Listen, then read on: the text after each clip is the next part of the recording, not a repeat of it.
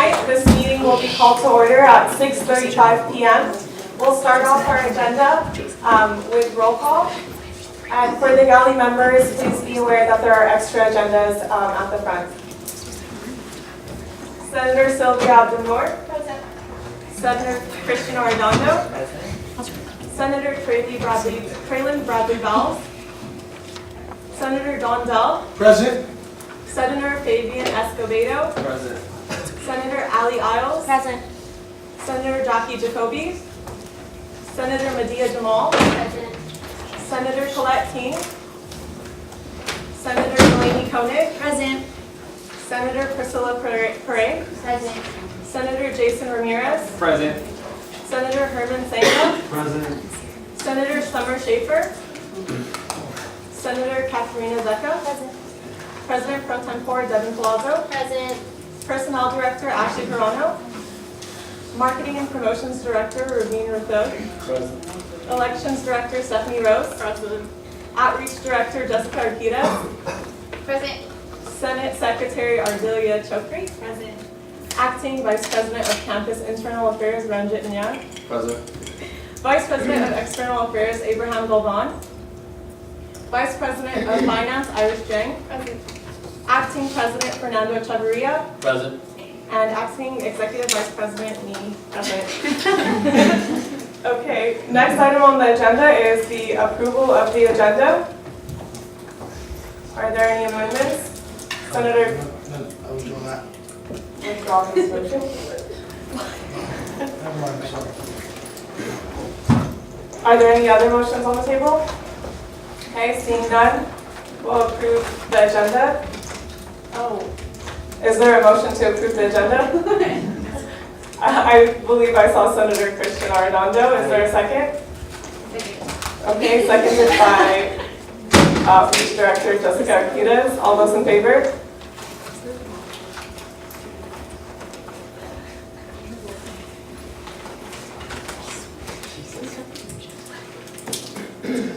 Opposed? And abstain. With a vote of 12-0-0, this motion passes. The next item on our agenda is the approval of Senate minutes. I will be passing around our minutes from last week. If you all want to go over them, you know the routine by now. Just check the minutes and sign in the doc when you're done. Next item on the agenda is ex officio reports. Any ex officios in the gallery are welcome to come up to the table and comment and report to the Senate with any matters.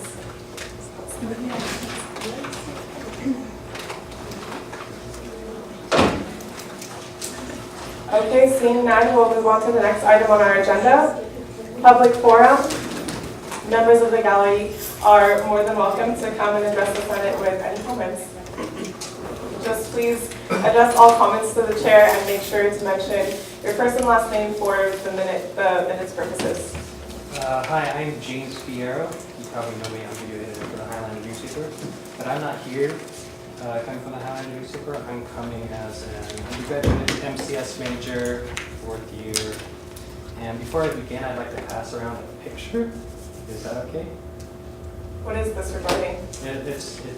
It's a personal project that I'm working on that I want to talk about. Okay, sure.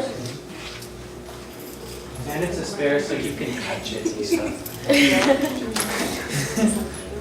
So, for those of you who may not know, MCS department's holding the UCR, 3rd annual UCR Media Film Festival, and I think that you all should go. Specifically my project, I know there's a lot of really good projects, and I want to show this one because I think that you should all see it because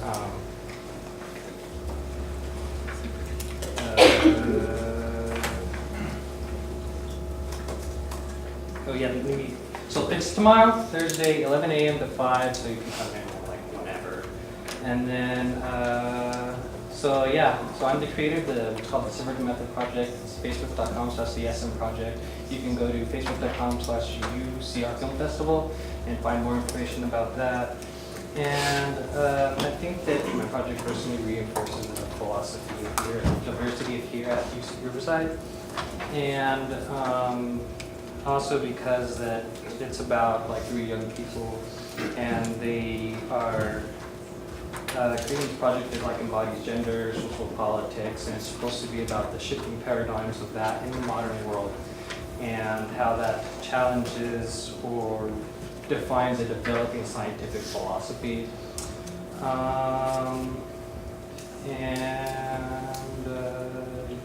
And that personal project like embodies gender, and although it is very masculine, it's also extremely feminine. So I think that's a really interesting topic that you guys might be interested in. And that's it. Very nice, thank you so much. Are there any comments on the table? Senator Medina-Jamal? Location, please. INTS 1128, 11 a.m. to 5 p.m. They also have a lot of other stuff going on. They have like video games and celebrity panels and stuff. If you go to UCR Film Festival on Facebook, it has all that information there too. Thank you. Thank you, David.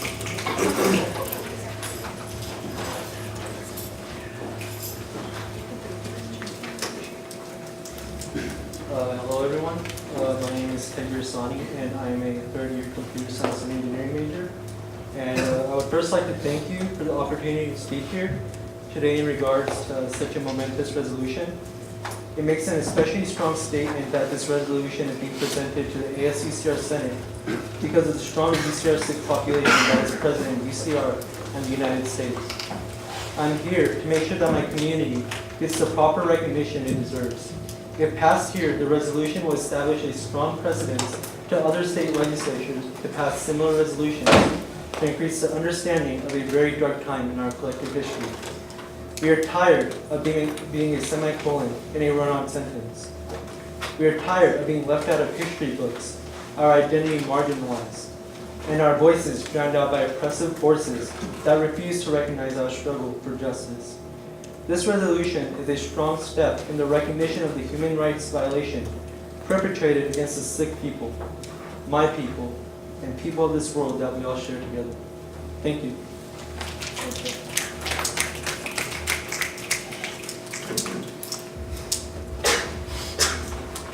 Good evening. My name is Satfir Basran. I'm a second-year poli-sci studies major. And as senators, I really hope you see the importance of why we want this resolution to pass. This resolution is already passed on the state level and at UCLA. I am sure if it's passed here, then it will help the Senate become more culturally aware. What's important here is to raise awareness on this issue and help SICs in general become prominent at UCR so we can resolve misidentification on this campus. Thank you.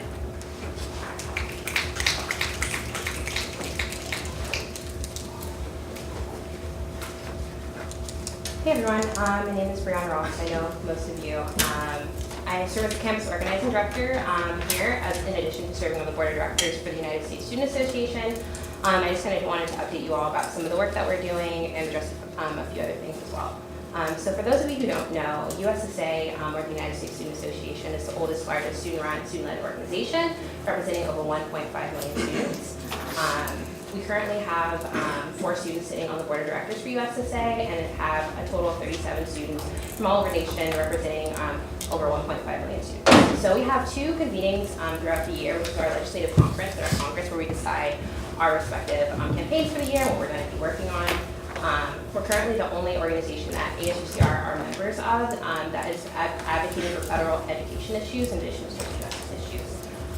Some of the benefits that we receive from being members of USSA is having staff members who support our work, such as our West Coast Field Associate, Anja, she's in the back, in addition to having a legislative director and a trainings director, which is really great benefits to have. I know specifically for having a trainings director, she came and she helped us run our vote campaign that we ran this past year, which was really great. We also have 2 grow trainers, or grassroots organizing weekend trainers, that essentially teach students how to organize certain campaigns, help them run the campaigns efficiently to ensure that they get victories.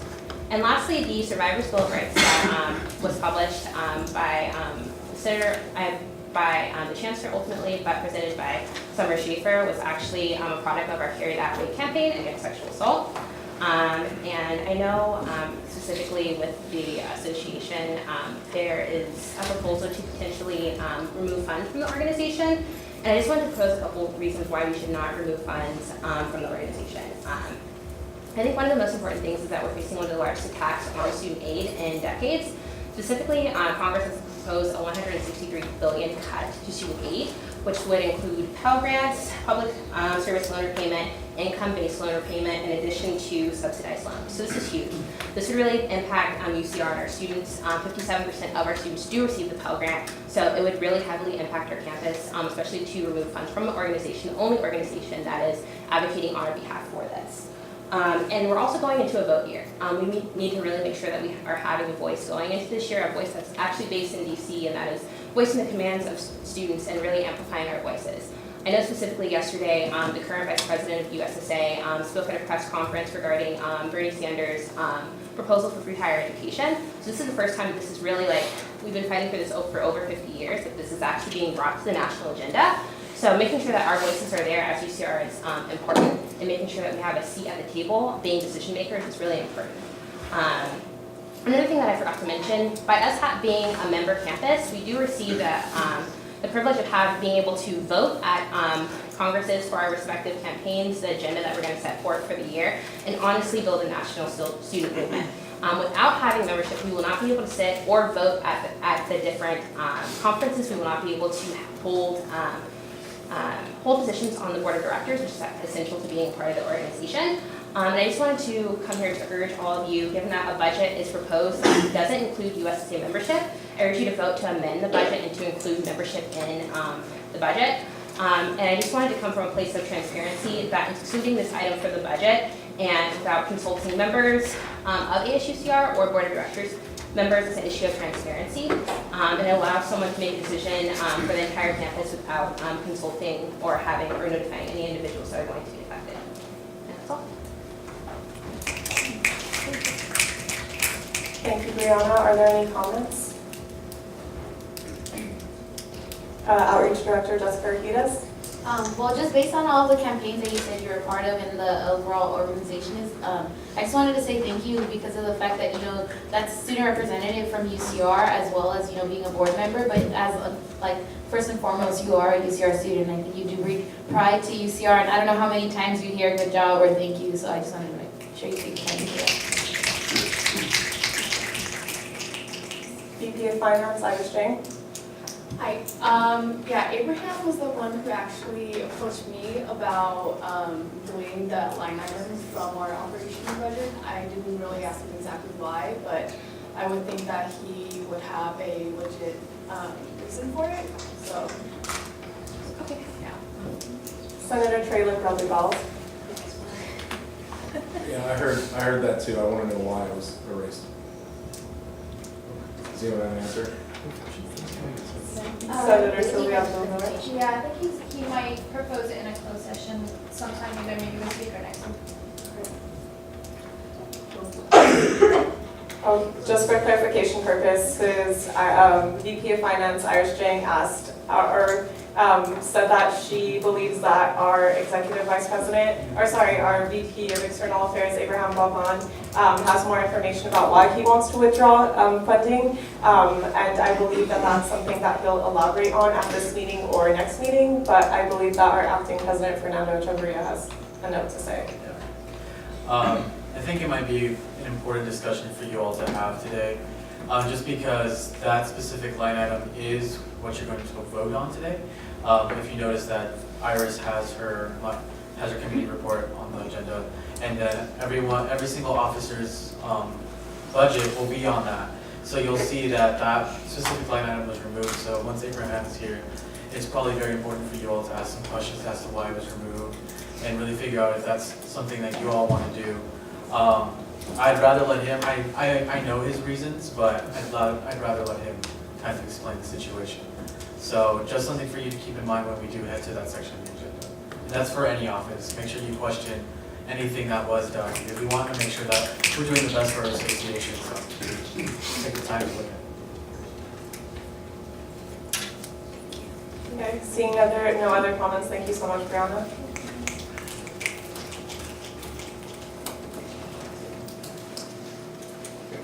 Hello, Petros Koseyan. You all remember me from last week. I presented the divestment bill.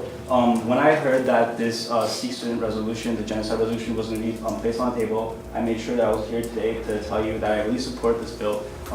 It doesn't matter who you are, where you're from, what your nationality is. If genocide is committed against your people, you should remember that. And by passing this resolution, you guys will be ensuring that genocides like this never happen to any people, even if it's the Armenian people or the Sikh people. 1984 was a very tragic time for them. So I just want to say that as an Armenian student at this school and as a president, spokesperson of the Armenian people, I guess, I really support this bill, and I hope you guys vote on it and pass it. Thank you. Thank you, Petros.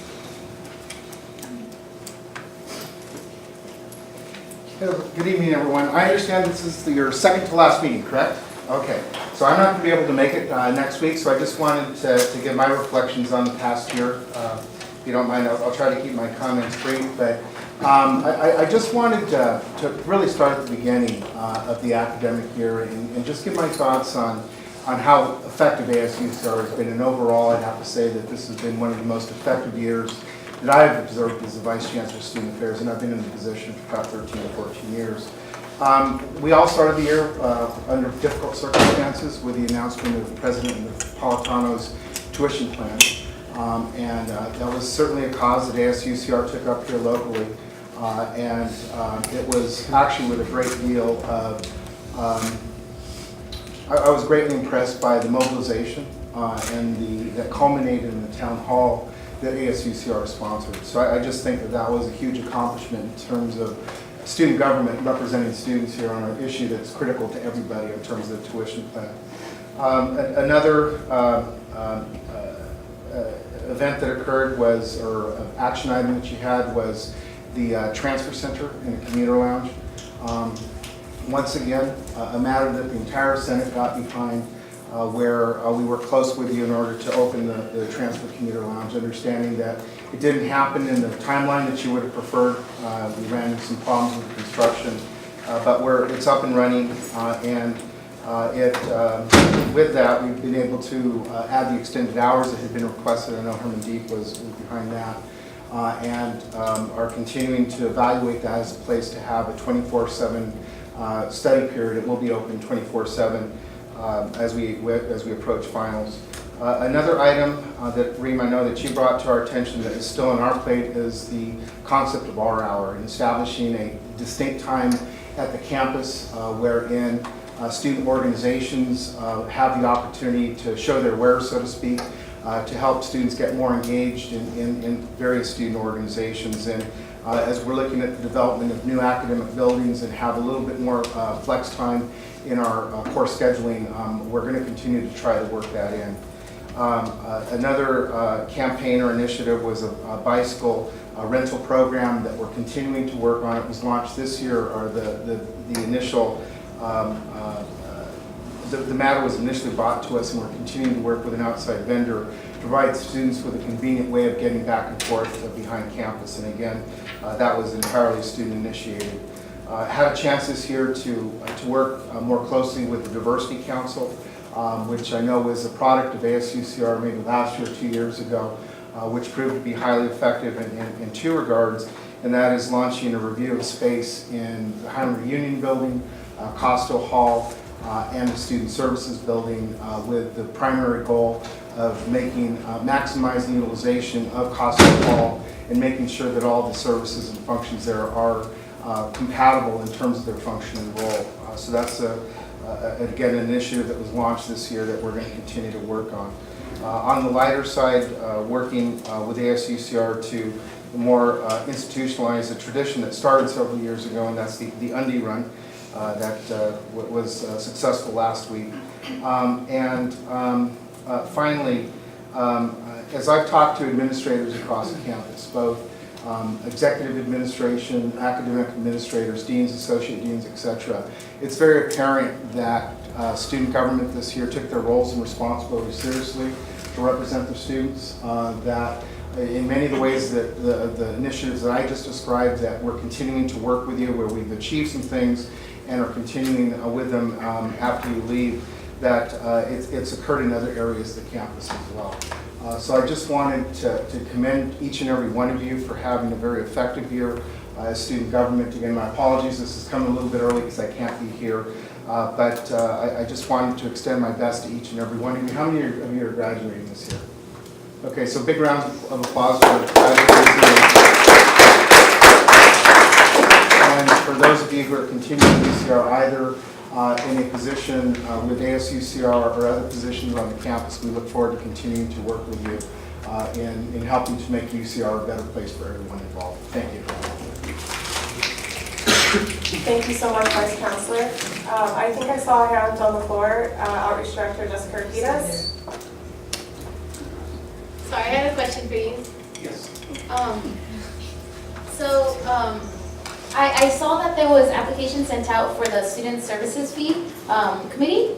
And I just wanted to know, was there any changes that administration was proposing regarding, like any financial, I know that there was, talk of different transitions that's gonna happen just during different town meetings, and I believe there was also a budget set aside, and I wanted to know if you could shed light on any of that. Sure. So with the student services fee specifically, the major change is yet to be determined because of in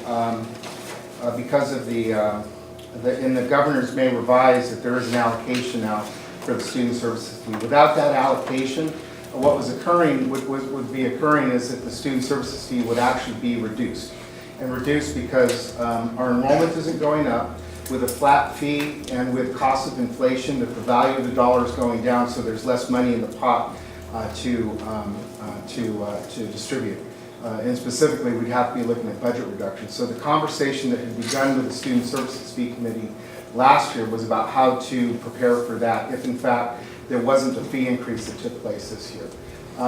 Literally just within the last 4 hours, I had a meeting with our Vice Chancellor for Planning and Budget about the impact of the fee increase on that, and that what we're in the process of determining is the net increase in student services fee dollars that will be available for allocation next year.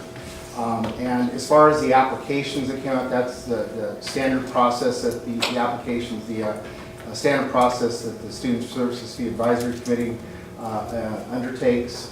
Hopefully, we'll be able to avoid some of the problems that occurred last year. And for those of you who aren't aware of it, that at the end of last year, all of the student appointments had not been finalized at the end of the year, so there was a lot of turmoil over the summer. What we want to do is to make sure that those appointments are made this year and that a chair is elected so that we can work with the chair to begin the discussion about, again, the monies that are available and what the allocation process will be. And then, I know, sorry, you had mentioned that you were in a meeting for just recently, but is all that information going to be made transparent? Just because, I mean, informed to the students, because from my understanding, there's a lot going on, and there's funding that's being set aside and things like that, but we don't know as students what's kind of going on. Yeah.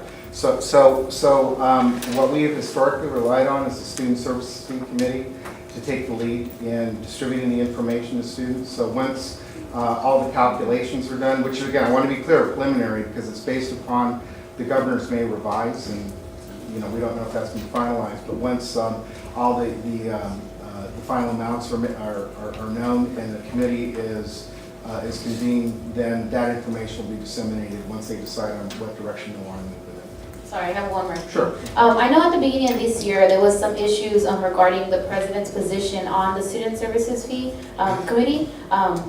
Just about having like a voting member, and the fact that he was not going to have a say, or he's not going to have a seat based on just being, president. Are there going to be any issues with students, like, in the future about having students on that committee? So students are on the committee, so it's a student committee. In terms of the issue that arose last year, is that there was a change in the Constitution and bylaws that was done by the Student Services Fee Committee. That was not done there was a change that was made to their Constitution and bylaws that was not legitimate, and that resulted in a lot of turmoil over summer in terms of what the appointments were going to be. And so this year, as far as I know, and I have not been tracking too closely, I don't believe that the Student Services Fee Advisory Committee has made any changes to their membership. So it would be as is. So Fernando, you sit on those, so is it a little bit different? Because like I said, I haven't been focused on that particular issue. Yeah, it's the same. It's like a student-led committee, and actually the chair is a student, undergrad. Yeah. Yeah. It's Alexander Tofero, so the one that messaged you. So there weren't any attempts to change membership or anything? No, there hasn't been any change. And then are you done now with all of your meetings? We still have 2 more. We have lunches, just to recap. So if we wanted to get any information or, like address why, not a lot of the changes, or if there is changes, would be public, do we address it to Alex or just that committee in general? You can send it to Alex. I certainly can route it to the right people.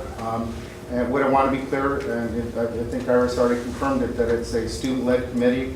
It has its full constitution and bylaws, as do all other student organizations on campus or official student organizations. And to the extent that they haven't made any changes, there won't be any changes forthcoming. Thank you. Thank you, Jen. Thank you.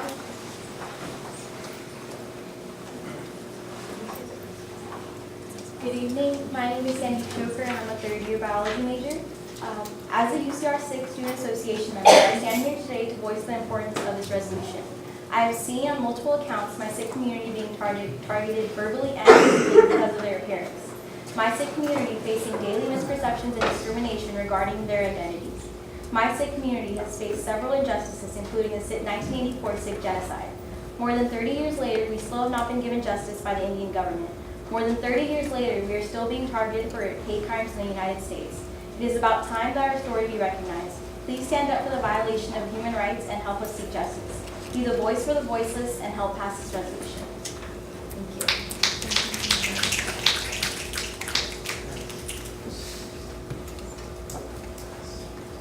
Hi, I'm Preeti Sekhal. I'm a 2nd-year neuroscience major and co-president of SIG Student Association next year. As a member of both the UCR and SIG communities, I stand here today asking for the support of you, the elected ASUCR Senate, in passing a resolution recognizing a significant and devastating time for the SIG community in India and around the world. As a strong believer in grassroots actions, I plead to you to understand the difficulties and devastations that our Punjabi and Sikh communities felt in 1984. The reverberations of which continue to plague our community to this day.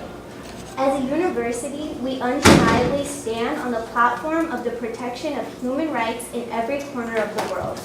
Therefore, it is with great passion that I ask you to sympathize with my Sikh brothers and sisters as we stand in opposition to a lack of accountability and respect and the utter violation of human rights. Vote yes, not only for my community, but also for those still waiting for justice and recognition. Thank you.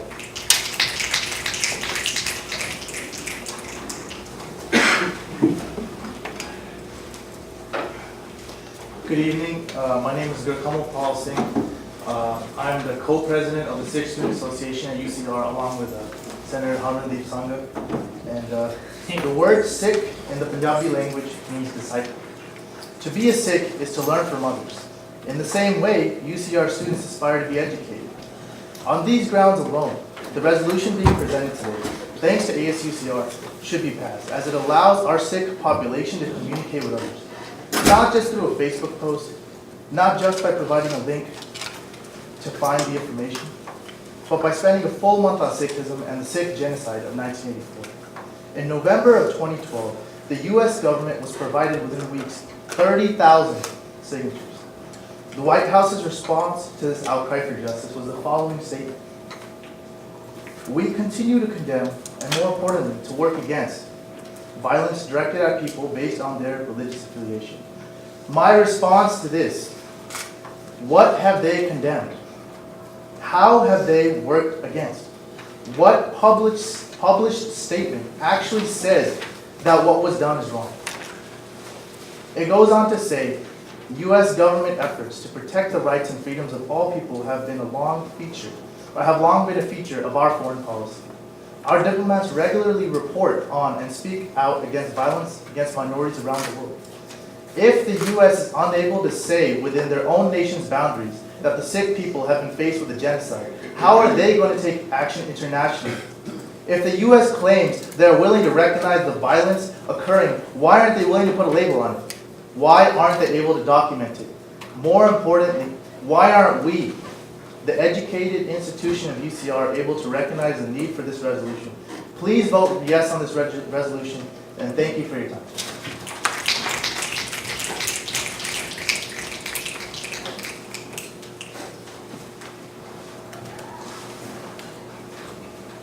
Thank you very much.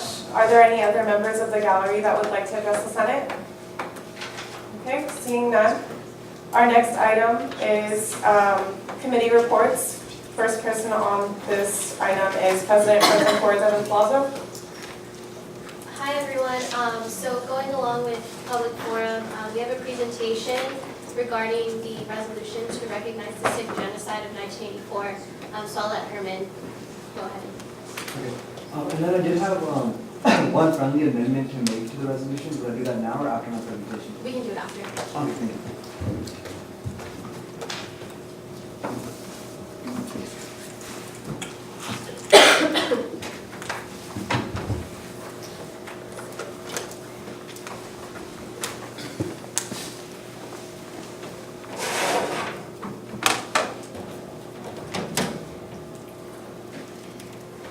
Okay, so today we're going to be voting on a resolution to recognize the Sikh genocide of 1984. So before that, we must, preface it with the history of what happened, the events that led to 1984. And it all begins with 1945. It's the end of World War II, and imperialism has come to an end. It is now 1947, and British India has now gotten independence. And what happened then is something that's a stain in our history. It's called the partition. The partition was when British India was split, not by anything, but by religion. And it was split by Hindus and Sikhs would stay in India, and Muslims would go into Pakistan.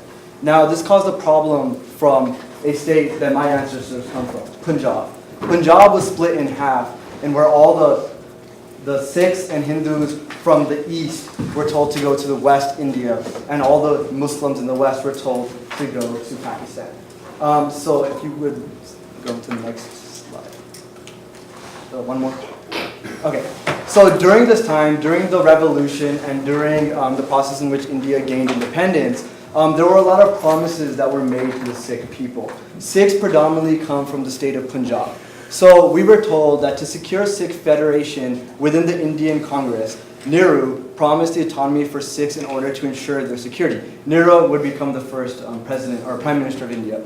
And we were told Lahore is a city that is now in modern day Pakistan. It was the capital of Punjab. And we were told since that city went to Pakistan that we would get Chandigarh to be Punjab's capital. We were also told that the Sikhs would be recognized within India. And then lastly, this was a quote by Mohandas K. Gandhi. In the future, the Congress shall accept no constitution in which it does not meet with the satisfaction of the Sikhs.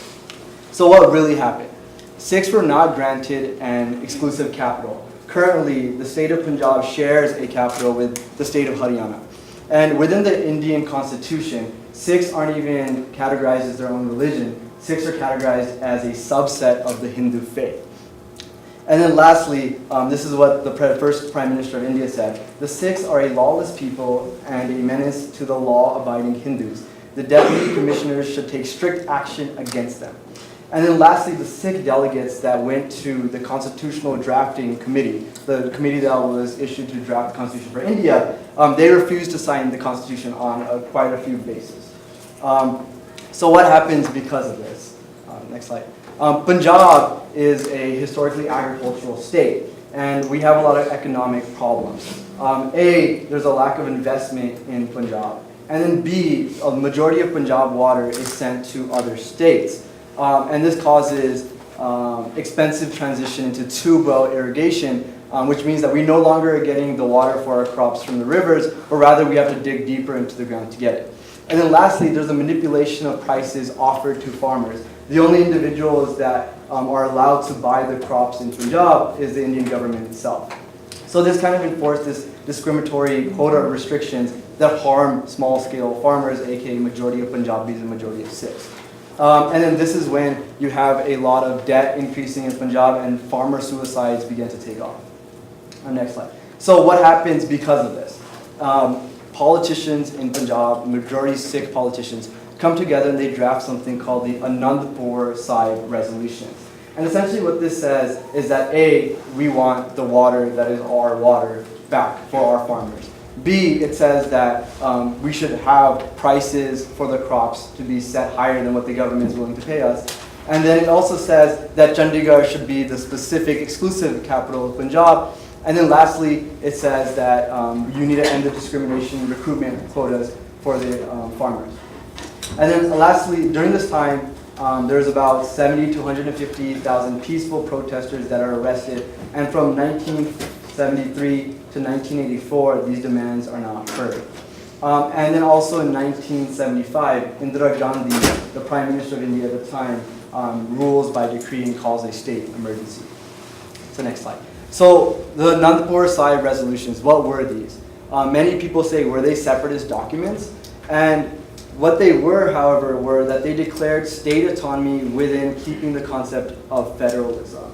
And then also, it has become imperative that the Indian Constitution infrastructure should be given a real federal shape. The Constitution is not being followed.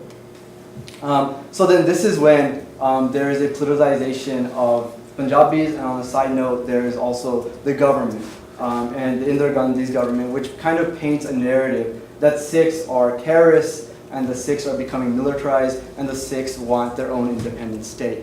And this is where a really unfortunate event happens. It's called Operation Blue Star. During this operation, Indira Gandhi, the Prime Minister of India at the time, claimed that Bhindranwala, he was a leader of the Sikhs, a leader, not the leader, but a leader of the Sikhs, was amassing weapons at the Golden Temple, and that he was starting a major armed uprising. So to preface the Golden Temple, that would be considered like the holiest shrine of the Sikhs. You could make a comparison to the Vatican City. And then from June 3rd on June 3rd, there was a 36-hour curfew set. This is in 1984, and Punjab is essentially cut off from the rest of the world. And then 10,000 soldiers and 5 tanks go into this complex. So this is a complex in which you're not even allowed to wear shoes. The government sent in 10,000 soldiers and 5 tanks. And whereas Bhindranwala and his followers were also armed, and they had 200 men. And then the next slide shows the aftermath of that. And then you see that building on the top right. That's the building. It's called the Akal Takht. That is considered the highest seat in all of Sikhism. And that was the aftermath of it. The picture of the bottom left, that is Indira Gandhi, the Prime Minister. And then a picture on the bottom right, that is how it currently stands, or how it stood before that too. So going on, what is the aftermath of this? You know, there is protests all around the world. The Indian embassy in Britain is burnt down. But many Sikh soldiers mutinated from the Indian army. The Akal Takht was destroyed. But what happened on October 31st was that Indira Gandhi, the Prime Minister of India, was assassinated by her 2 bodyguards, so Satwant Singh and Beyant Singh, who both happened to be Sikhs. After this happened, her son, who would then go on to become the Prime Minister, his response to that was, and I quote, "When a big tree falls, the earth shakes." So the next following 5 days, from October 31st to November 4th, this is when the 1984 Sikh genocide took place. Over 3,000 Sikhs were killed in Delhi and 5,000 plus throughout all of India. It didn't matter how educated you were. It didn't matter how much taxes you paid. It didn't matter how well spoken you are. If you were wearing a turban and you had a beard in Delhi during this time, you were killed. Many gurdwaras or Sikh temples were burned during this time. Businesses, taxis, and cars are burned. And now before we go on to the next slide, I do want to have a disclaimer that they are somewhat graphic. So if you don't want to look at them, please don't. But then I have 2 following slides. And here you can see there is a car being set on fire. There's a guy being set on fire. On the bottom left are children being killed in Delhi. And on the bottom right is a temple being burned. And then on the next slide, once again, you see somebody's automobile set on fire. You see a child holding a picture of what was his father. And then on the bottom right, you also once again see a temple being burned. So what is the importance of this resolution? We've all read this resolution. The whereas statements just state facts. And just talk about how many Sikhs were affected by this and what happened to a worldwide scale. It also talks about the amount of Sikhs living in America today, the amount of Sikhs living in the world today, and the fact that Sikhs are a prominent members of the UCR community. And then the importance of this resolution, there are two main things. It says that ASUCR will solemnly commemorate the 1984 Sikh genocide and condemns any attempts made by the Indian government as well as the U.S. government to distort the historical reality of the Sikh genocide. And then secondly, let it be resolved that the ASUCR supports the efforts of the Sikh American community at UCR to establish November as Sikh Awareness Month and the official month of remembrance for the Sikh genocide. And November was chosen because those were the days that the genocide took place. And that concludes my presentation. Are there any questions?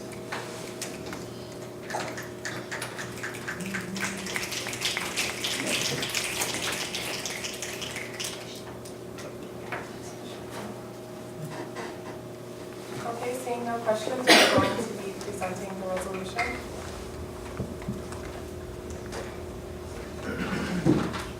Herman, did you want to propose your? Yeah, so the only change I want to make was just that I had an additional sponsor. And if you would, I do believe I have access to change it, but the sponsor is Professor Prashora Singh, who is the Dr. Jasbir Singh Endowed Chair in Sikh and Punjabi Studies here at UCR. He's also the chair of the Religious Studies Department at UCR, and he wanted to be an official sponsor on the resolution. You can add it if you. Okay, I'll add it. The top. Okay, I added it. Were there any other questions regarding the resolution or any edits that anyone found? I did have a comment. This resolution was co-authored by myself and a senator, or I guess it's called a general representative from UCLA. It passed at UCLA 2 weeks ago, and we plan to try to have it passed at every single UC.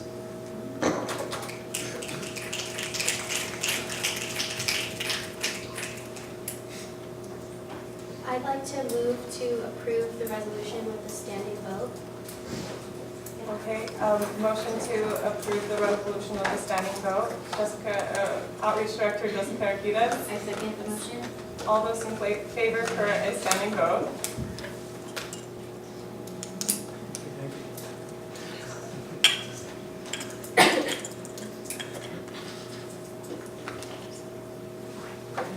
All those opposed?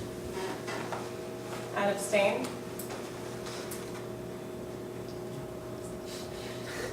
Okay. With a motion of 1300, with a vote of 1300, the motion to have a standing vote passes. Okay. And now, Outreach, Marketing and Promotions Director. I'd like to move to pass a resolution to recognize the Sikh genocide, 1984. Okay, motion to recognize the genocide resolution. I believe I saw Senator Medea Jamal seconding that motion. All those in favor, please stand up.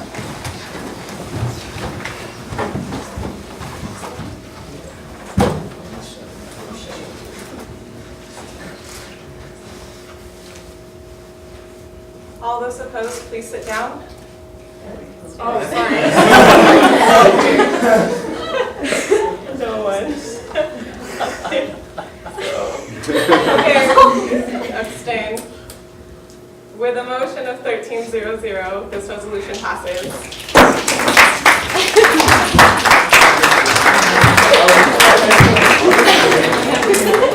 Tell us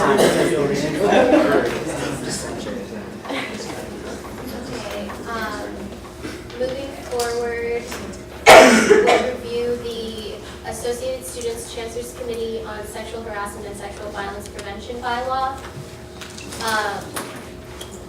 And this was brought to LRC a few times, and we reviewed it, and everything seemed good to us. Summer, if there's anything you wanted to add, yeah. Were there any questions, comments, concerns?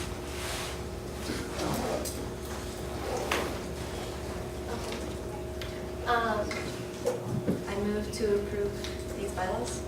Okay, Senator Summer Schaefer moves to approve the bylaws. Is anyone second? Outreach Director, Jessica Urquidez, all those in favor? Is it possible to have a friendly amendment? Oh, okay, To that the was a motion? second. To the motion, no. Did you want to have a standing vote? I don't think it's necessary for this, they're just the bylaws, but thank you, I appreciate that. And then I second it. Okay, seconding that motion is Outreach Director Jessica Urquidez. All those in favor?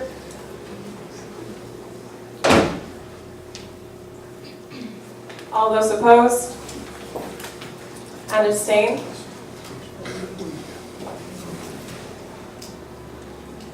I'm sorry, Senator Fabian Escobedo? Okay. With a vote of 13-0-0, these bylaws pass. Okay, and lastly, we have the Sexual Violence and Sexual Assault Student Advisory Council. Summer, did you want to give a background on the council? Yeah, so this is going to be a council of like an accumulation of all the different organizations and groups that are working on this issue. Since there are so many, I thought having, and me and Deepan and Sean have been working on creating a structure similar to Diversity Council that would allow for all of these organizations to come and talk about how their communities are being affected, how we can work together on creating and working on programs cohesively, and the Survivors' Bill of Rights, working on that, and improving that and working on the work that needs to get done there. Within it is a working group subcommittee that is application-based. So the people within the committee, it's listed on here. We've had discussions with all of the resource centers, and it seems as though there's going to be students that will be able to come to this. It was brought up that perhaps we could just have one representative from Diversity Council. However, I feel like the general consensus based off of the meetings that I've had show that I think it's necessary to have one person if that resource center feels necessary to be a representative on this committee because of how differently each of these communities are affected by sexual assault and sexual violence.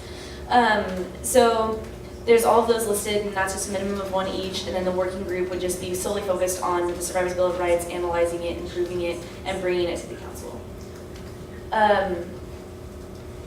So were there any questions about that?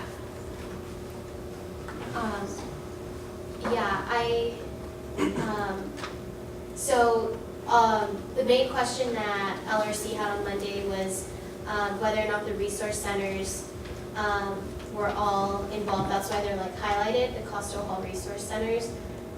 We wanted to make sure that we weren't just like signing them up for something that they weren't like on board with. So that was our main concern, but everything has been like worked out with that. Yeah, we've spoken to and emailed the resource centers, and When you're referring to resource centers, are you referring to the departments? yeah, so the centers that are listed, so I'm encompassing all of the organizations that are listed. So we have spoken to all of these, but specifically it came up in LRC about the ethnic and gender programs. So that's who we spoke to. Yeah. Does that answer your question? If you're so confused, it's fine. No, I'm sorry. I am confused. I'm sorry. Because who did you speak to about it on Diversity Council, or what programs? Like, or who? I did not speak to Diversity Council because that was not one of the groups listed. I spoke to each center individually.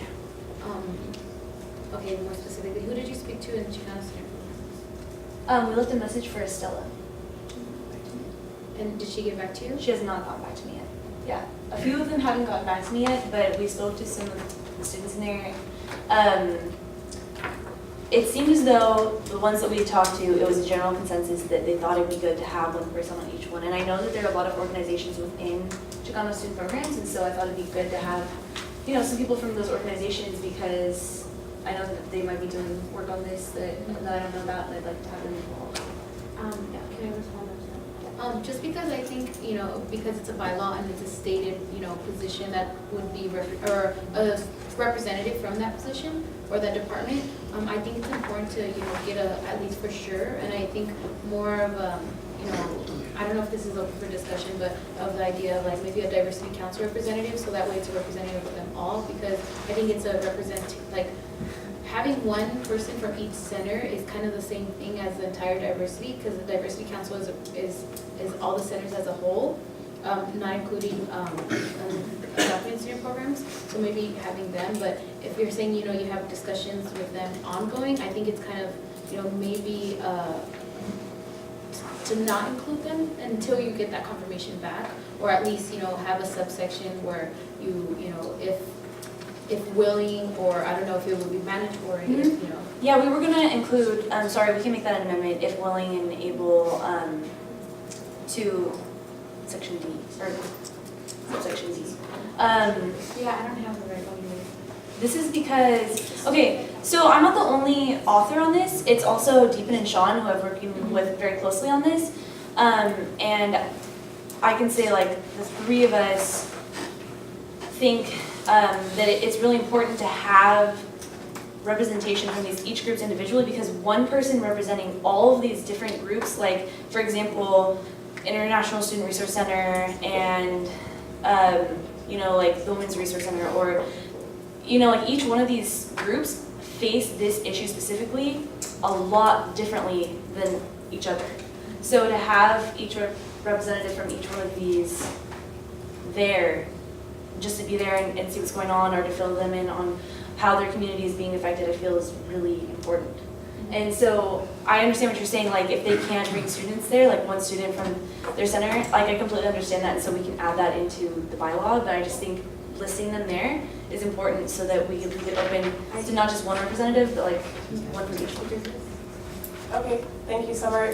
We have compiled speakers for the speakers list. Next person on the list is Vice President of External Affairs, Abraham Bolon. Yeah, so I was just wondering what the issue is with having them listed on here. Like, is it like a problem of like quorum, or like, because I don't see the issue in giving them the opportunity to be on the committee, and then if it's the case that they end up not being able to or being unwilling to participate in the committee, which I feel like is highly unlikely to occur, then at a later date we could just amend the bylaws or something like that to take it out. But I don't necessarily see a problem with giving them the opportunity if that's the issue. The only thing that I would say is that 20 people on a committee isn't really big, so we might want to. Oh, 35. It's a really huge committee, and so we might want to just think about how to cut that down in different areas. I don't think that a 35-person committee is the most practical. We can see how like difficult it is to have like even our meetings, and we have 20-something. So that might just be like a structural consideration to think about. But if you've already thought about that, then there's no problem with that. Okay, thank you, Abraham. Next person on the speakers list is President Pro Tempore Dan Plazo. Yeah, so addressing, LRC suggested a lot of what's been coming up. One of our main concerns was like the 35-person committee, because the more opinions you have, while it's important, it also like is hard to get to move forward on things.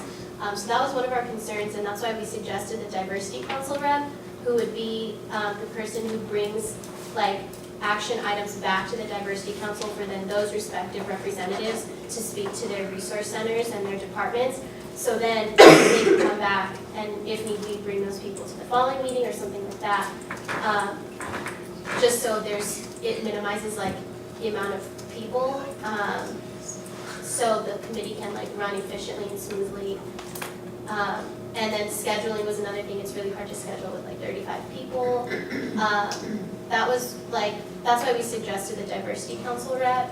And then we wanted to make sure that all of the departments were consulted as well. That was one of our concerns before just kind of like signing them up.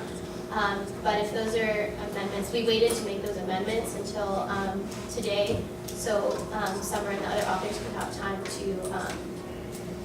to collaborate with people. But if those are amendments that you aren't willing to change, then that's something we'll have to discuss. Okay, thank you. The next person on the speakers list is Outreach Director Jessica Urquidez.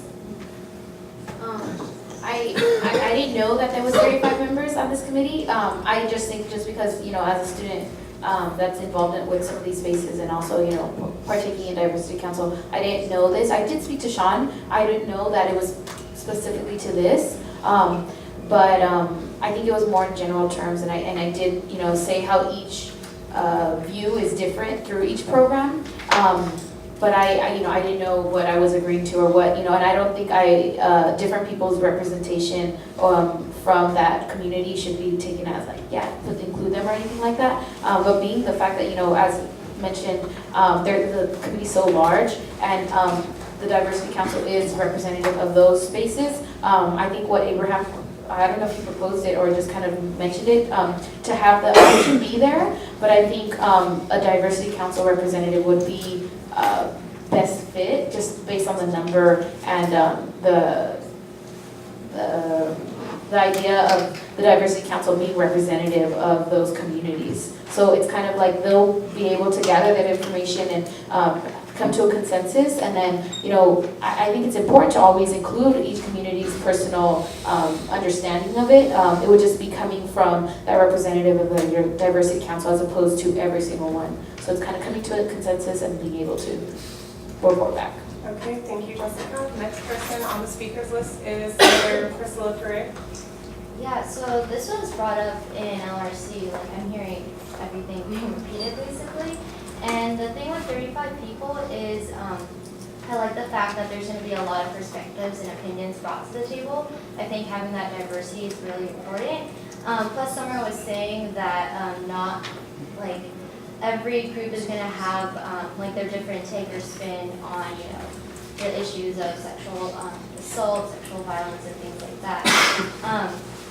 I think that a lot of people are saying that 35 is going to be counterproductive, but realistically, not everyone is going to be like sitting in the conference room at the same time. You know, there's going to be conflicts of class schedules and meeting times, and the bylaws state here that you just need a minimum of even 11 members for the votes. So I'm not sure, like, the math here is kind of what I'm trying to figure out too, because it says that you need a minimum of 20 voting undergraduate students, yet there's 35 students and you only need 11 people to actually vote. So that's, I mean, that's another thing that I'm trying to figure out right here. Thank you, Priscilla. Next person on the speakers list is Summer Shaker. Senator Summer Shaker. Okay, thank you everyone for your concerns on this. I really appreciate this. This is something that we've been working on for a while, so I understand that there's some kinks in it, and I am willing to amend some things, so addressing them as they came. So the issue of the 35-person committee. So I see how that could be a problem. I understand we want as many people to be there as possible. We don't want it to be like, oh, well, people are going to be gone. And we want to assume that hopefully everyone can be there. Looking at it, I think we could just have one person from the work group come and speak on the work they've been doing with the Survivors Bill of Rights. So any work that they like got done separately, they could just bring back like only one person. So that would cut out 9 people. And I think that would probably be like the best option here, so that it doesn't cut out like the voices of each of these centers. I understand the concern that we haven't gotten clear answers from every single one of ethnic and gender programs.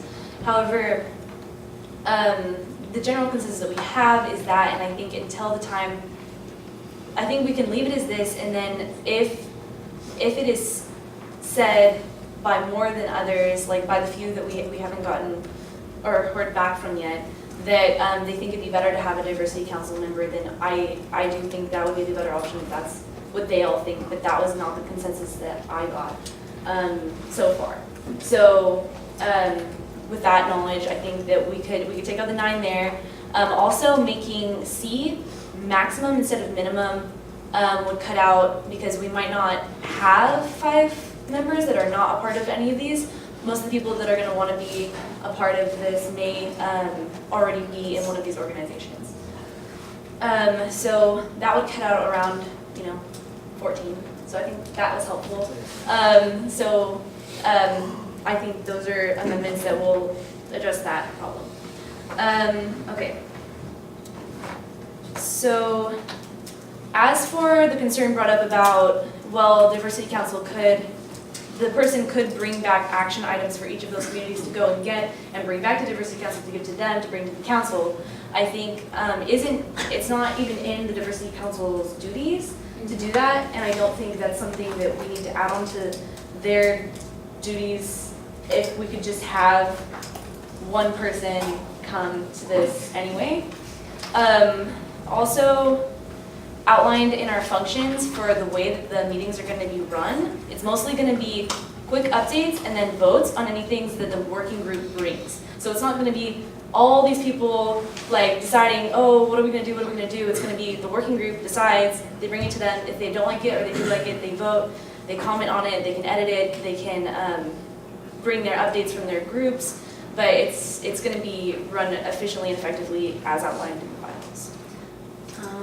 So yeah, does that hopefully address everyone's concerns? Thank you, Senator Summer Schaefer. Next person on the speakers list is Marketing Director Ravina Ruvo.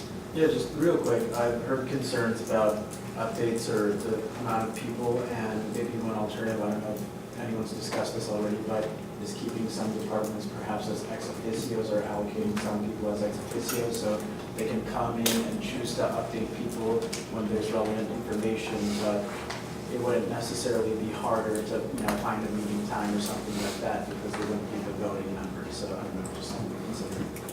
Thank you, Marketing Director Abraham Gomez. Yeah, so I think the issue is not so much cutting these groups, but I would say just including diversity council would be a good compromise. So if we keep the individual programs and allow them the opportunity to participate if they want to send a representative, but as long as we have the diversity council chair also there, then at least even if the programs aren't able to send another separate representative, then at least we would have the diversity council chair that would be in charge of representing those groups, and it wouldn't, at least in my opinion, be incredibly redundant to have them added, and I think that that would be a good compromise to the situation as well. That's great.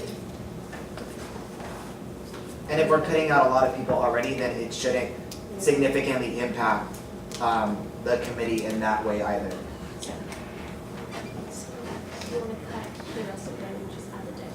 No.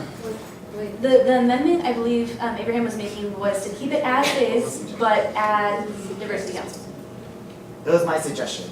I haven't been involved nearly enough in this to amend it or whatnot, so I'm suggesting that as a potential area of compromise, if you all want. I had a question, I don't know if you can answer. What programs or departments responded to you? So, the Women's Resource Center, the Lesbian, Gay, Bisexual, Transgender Resource Center, Asian Pacific student programs, Native American student programs, yeah. And the Undocumented Resource Center were just, they agreed to it, but they just wanted to get more information from us. So we emailed that stuff.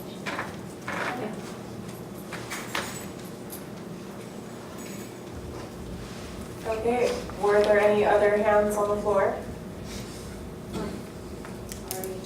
Outreach Director Jessica Arquidez. So were you gonna take Abe's suggestion as the diversity council as opposed to the ex officio? Senator Summer Schaefer. Okay, so my proposed amendments are including maximum under C instead of minimum, striking minimum 10 and put one student from the 10 at the bottom as put. Putting willing and able in D. So minimum one student representative from active groups if willing and able, student groups, organizations, or committees if willing and able that work on sexual violence and sexual assault prevention.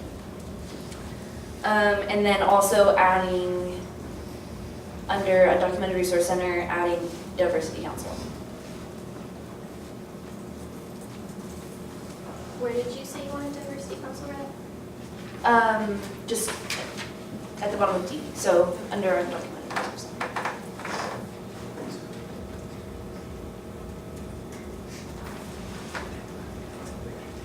You said chair. I do the chair. Did you want to be the chair or just representative in the diversity council? I don't know what would be best from the Diversity Council. I would ask for input from you all, but I would probably say representative, chair. Okay. And then would I need to update those bylaws as well and put that in their duties? I'm updating bylaws anyway, so I'll try to get that in there when I submit. Okay. Thanks. So you are? I'll do it.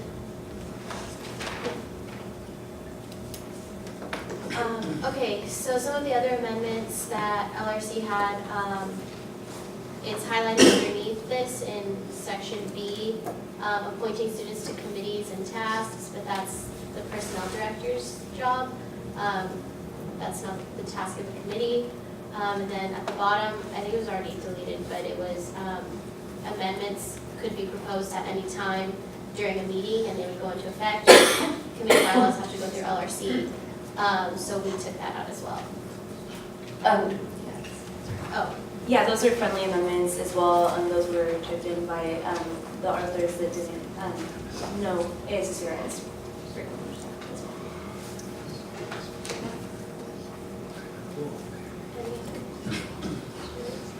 well. Okay, if there are no other questions on the floor, then I make a suggestion to make a motion. I move to Senator Summer Schaefer. these bylaws. And seconded by Senator Katharina Zeka. All those in favor?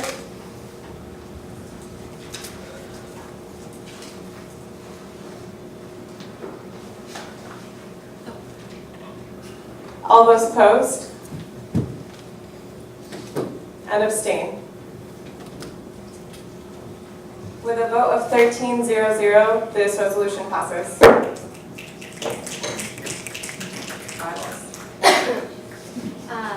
Okay, so a few reminders before next week. So next week is the last Senate meeting, which means it's your last chance to submit legislation. I know CalPERT, if you're in the audience, if you're watching, you wanted to submit a resolution for this week, but I didn't get it.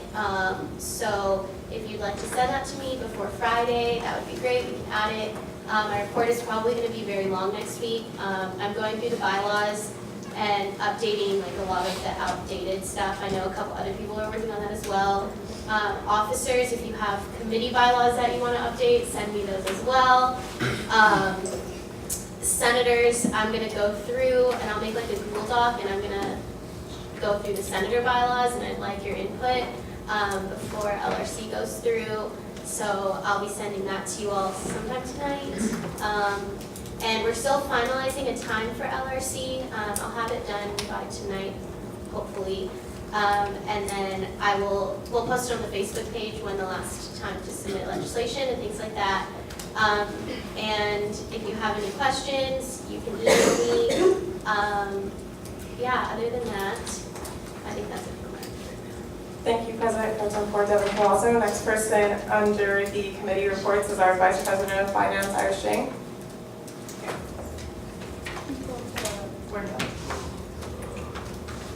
Okay, so this week was our last finance meeting, and here we have allocated $348 to the Associated Students Chancellor's Committee on Sexual Harassment and Sexual Violence Prevention for Rape Crisis Center Survivor Packs.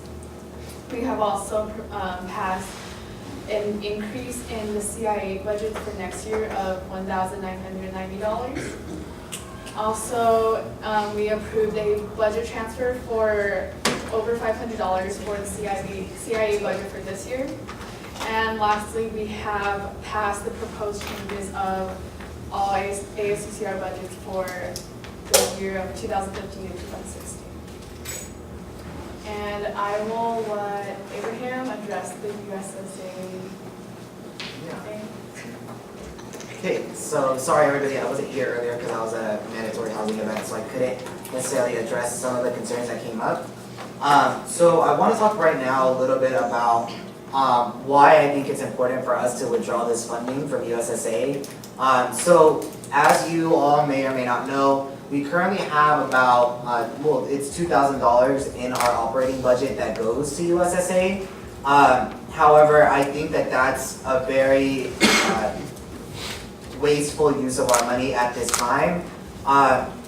It simply comes down to a simple thing, and that's really that I don't believe that USSA is in a state where it's fair for us to spend student fees on the organization.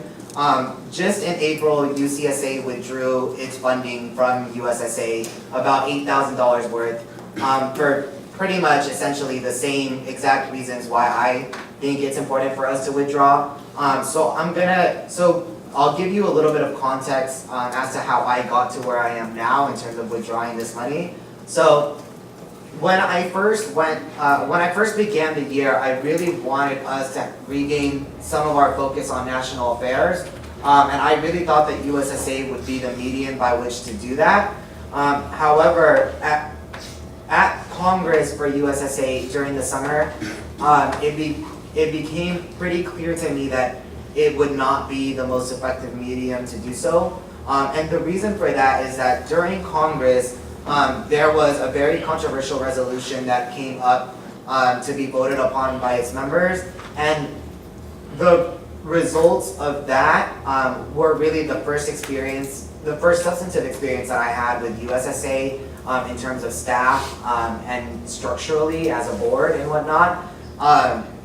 So when this resolution came up, one of the things that really concerned me was the way that staff lobbied students at that conference in order to prevent the passage of the resolution. I think that was extremely inappropriate, and I asked somebody who was heavily invested in the resolution that was going to be voted on. I didn't feel like it was appropriate for staff to be doing that, and so that was one of the main concerns. Another main concern, the reason why staff was getting involved, was that they were saying that this resolution was so controversial that if it passed through USSA, that they were legitimately afraid of USSA being able to exist afterward. There was a lot of concern as to what would happen to other member organizations. However, it was very strongly disregarded the fact that there were a lot of UCs that strongly felt like this resolution needed to pass. And it was kind of taken for granted that we would be members regardless of if the resolution passed or not. And I really didn't like that. And something else that told me was, we pass controversial resolutions here in AS, and UCSA passes controversial resolutions all the time as well. The two significant ones with relation to this are the divestment resolutions that we passed. But regardless of what vote we took on those resolutions, we never had to, at least in my opinion, worry about our existence afterward. And to me, what that highlights is that there is a structural deficiency in USSA that prevents meaningful actions from being taken sometimes, especially with regard to that resolution.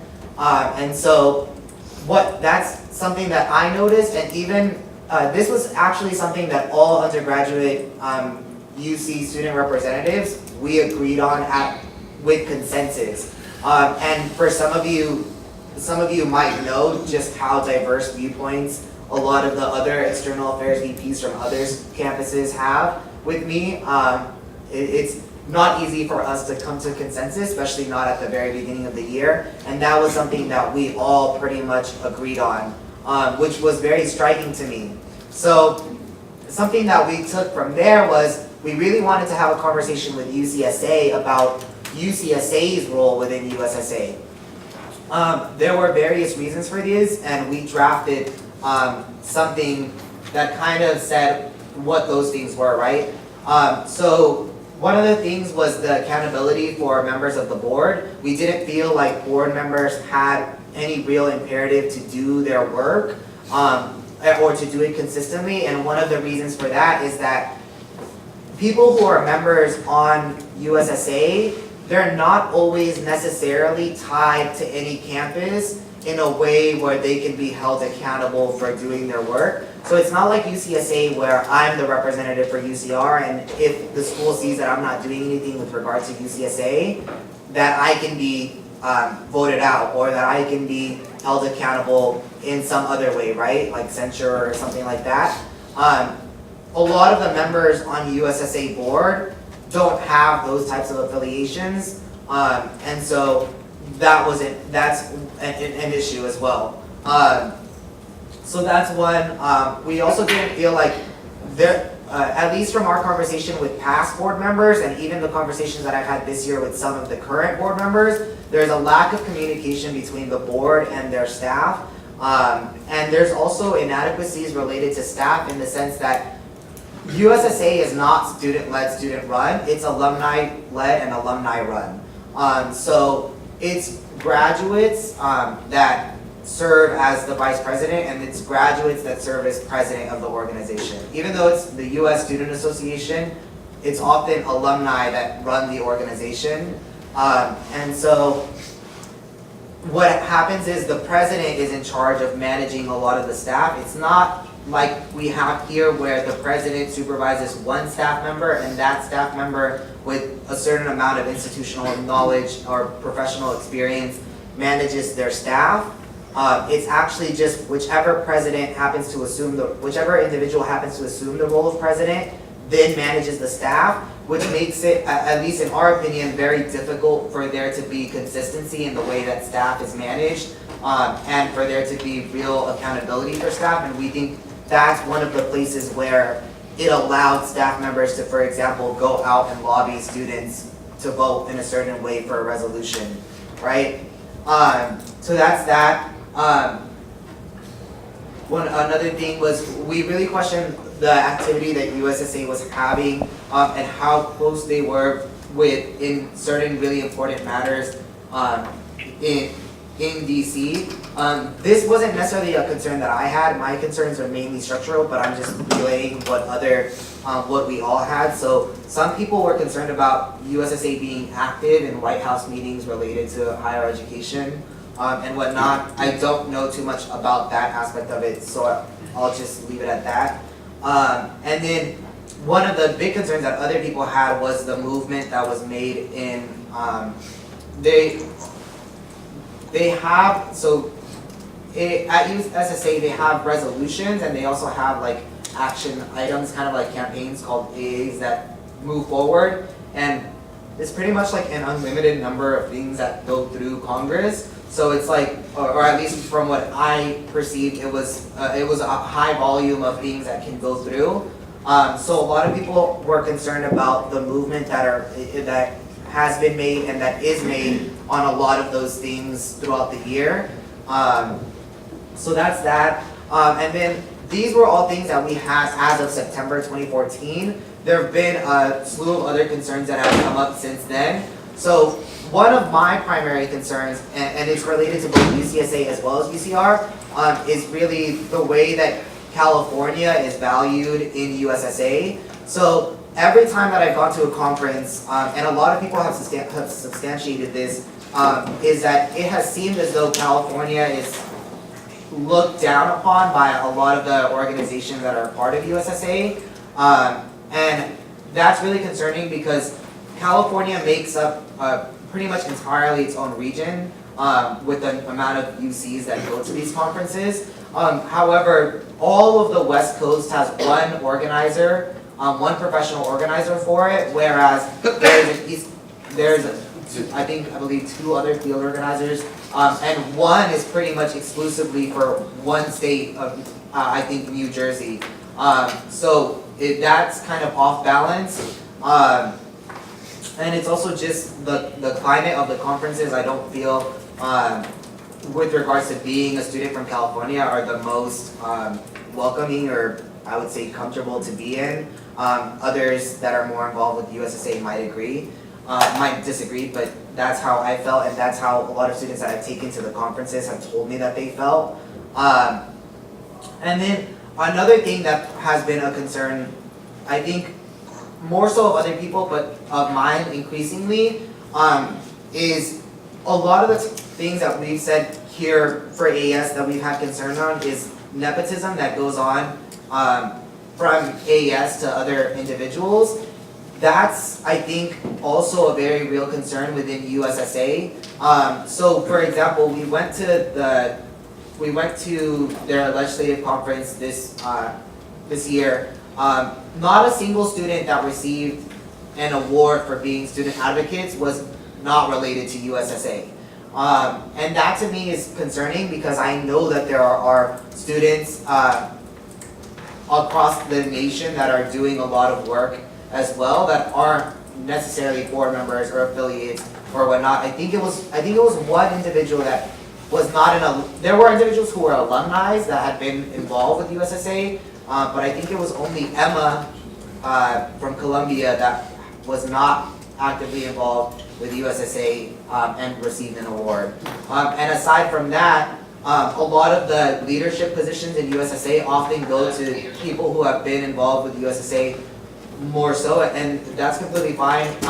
But we've also saw that, for example, with regards to vice president and president, there was at least what seemed like a huge unwillingness to consider individuals that didn't already have an approximate relationship with USSA leadership and staff, which is very concerning as well.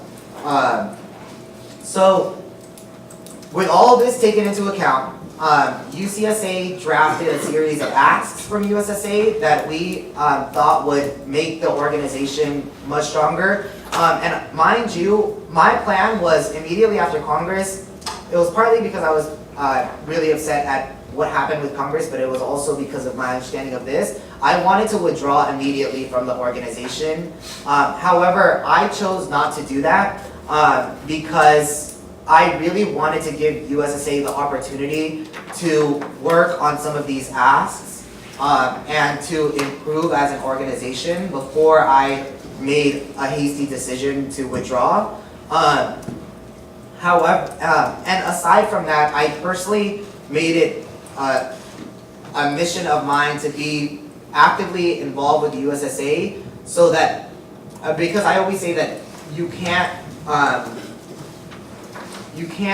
really do something like withdraw from an organization unless you've proven that you've been willing to put effort into it. So with that being said, we took 11 people to USSA Congress. Thankfully it was at UC Irvine, but it was more than double the amount of UCR students that went to Congress last year. On board, we had 5 board members, which is, I think, more than we've had, I would say, ever or in a while. Definitely more than twice what we had last year. And I specifically made it so that we could try to fund as many people to go to their board meetings as possible. And so we had a national affairs officer that went to the meetings. And so I really tried to put in the effort for USSA. We also took a lot of people to LegCon, even though it was in Washington, D.C. We took 6 people, and there were actually 7 UCR students there because Brianna went representing UCSA. And so another thing that came out of legislative conference was the Leave Behind Pact. I don't know who has gone to UCSA's SLC, Student Lobby Conference. So one of the things that was very concerning was, and it's really unfortunate because I don't want to compare UCSA and USSA, but I naturally do. And so one of the things that I saw was a huge difference was, and that was my first experience at LegCon, so I was getting a fresh perspective of the conference. The leave behind packets for USSA LegCon were literally 2 sheets of paper in one folder. Whereas it didn't seem like there was the depth of information like you get from UCSA or other lobbying experiences. Also, we were very fortunate as UCR to have had David book our lobby visits so that we had a really great opportunity to do a lot of work, and that's why the conference was successful for us, I would say, at the end of the day. However, from my experience of what I talked to with other UC students and what I talked to with even members of the delegation that went from UCR, they didn't really feel as though USSA really teach them how to lobby. It was like a very small session that was led by, I think, UC Irvine. There was an advanced lobbying clinic for people that were advanced, but in that session, it seemed like a lot of the teaching was being done less so by actual USSA members instead of as opposed to just students that went from other UCs, and it seemed very repetitive and whatnot. So some of the asks that we had for USSA, and I was really hoping we would see more action, was a lot of my main concerns come from the structure of USSA. So one of the things that I really emphasize is that every member campus should have direct representation on the board, because it honestly takes politicking to get members on the board. And that's what I spent a lot of my Congress doing, just politicking so that I could make sure I had that many UCR students on the board. Whereas I feel like if you're a member and you're paying money, you should be guaranteed to have a spot on the board, because it doesn't make sense that UCR students would be paying $2,000 for USSA when they're not even guaranteed to have representation on that board.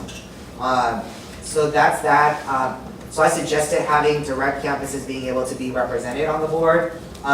One of the things that we also suggested was that there should be an executive director to manage their staff, so that executive director can build institutional knowledge and can also have professional experience to handle staff members, as opposed to being just the president that transitioned in every year and out every year and whatnot. We also said that the USSA Board of Directors should add further constitutional and bylaw amendments to improve the structure for increased effectiveness, transparency, and accountability. So those were a lot of my concerns. With regards to communications, a USSA staff representative should attend at least every other UCSA board meeting to ensure communication, provide support, and ensure collaboration among the campaigns. GPIT field organizer, that's what I'm talking about. The organizer for West Coast, there's only one, even though GPIT is one of the regions, and it's the region that California is. It's pretty much the biggest region. So as a region composed of the majority of current USSA membership, it's appropriate that a field organizer be assigned to help support the region and to provide more resources for that region alone. And we even said that the timeline for that wouldn't be immediate, because we understand that there's money concerns that go along with that, but we suggested a timeline of the next 2 or 3 years. Campus visits, I believe that request, at least for UCR, has definitely been met. Aja has visited us, so it'd be unfair for me to go over that ask. And then campaign accountability, every board member, chair should have a designated staff member for support in completing the goals. Staff reports should be presented at each UCSA board meeting. USSA should focus the majority of its efforts and resources on completing action agendas and administrative resolutions, while deferring membership recruitment to regional chairs and outreach officers with the assistance of the USSA president. That ask came because we saw a lot of the focus on USSA in the past is just going out and getting more members or keeping the members that it has. We don't believe that that's the most effective use of resources for USSA. So UCSA passed these asks with a majority vote, and unfortunately I can say that at the end of this year I don't feel like a majority of these have really been addressed or even seriously considered. And for me, even most importantly, the structural aspects of these asks have definitely not been met. and I would say have not seriously been considered. And the reason why I say that is even though I'm not a board member, I have spoken to other members of the board, and I won't disclose their names because it would be unfair, but I've also spoken to members of the board from UCR, and they have told me that they do not feel like USSA has necessarily taken these asks very seriously. And so, to me, I would understand if there had been a significant effort to reform USSA and we were back here right now, but hearing that and seeing that there hasn't been, I don't see how it's fair to UCR students for us to be using $2,000 of their fees to fund USSA. Also, I would say, I know that it was brought about like the benefits that we have from being members of USSA and whatnot, and I have to say that unfortunately I don't believe that there's necessarily any specific benefit to being direct members of USSA. For example, even if we're not direct members, we'll still be able to go to the conferences. I haven't taken out the conference budgets from my budget. I left those in there because I think it would still be important for us to go to the conferences. However, as UCR is a minority serving institution and we already pay the lowest conference dues no matter what, even if we're members or not. And at least in spirit, I believe that the reason for that is that minority serving institutions, student governments shouldn't have to pay more to go to these conferences. And so we're not getting any type of necessarily discount for being members as opposed to other non-direct member MSI schools. So I don't see the point in that. We will still be able to, like I said, attend the conferences. Since there's no direct member representation, UCR students would still be able to sit on the board. We would just need to adjust it. They would need to work it out with the External Affairs Vice President to make sure that they can be funded to go.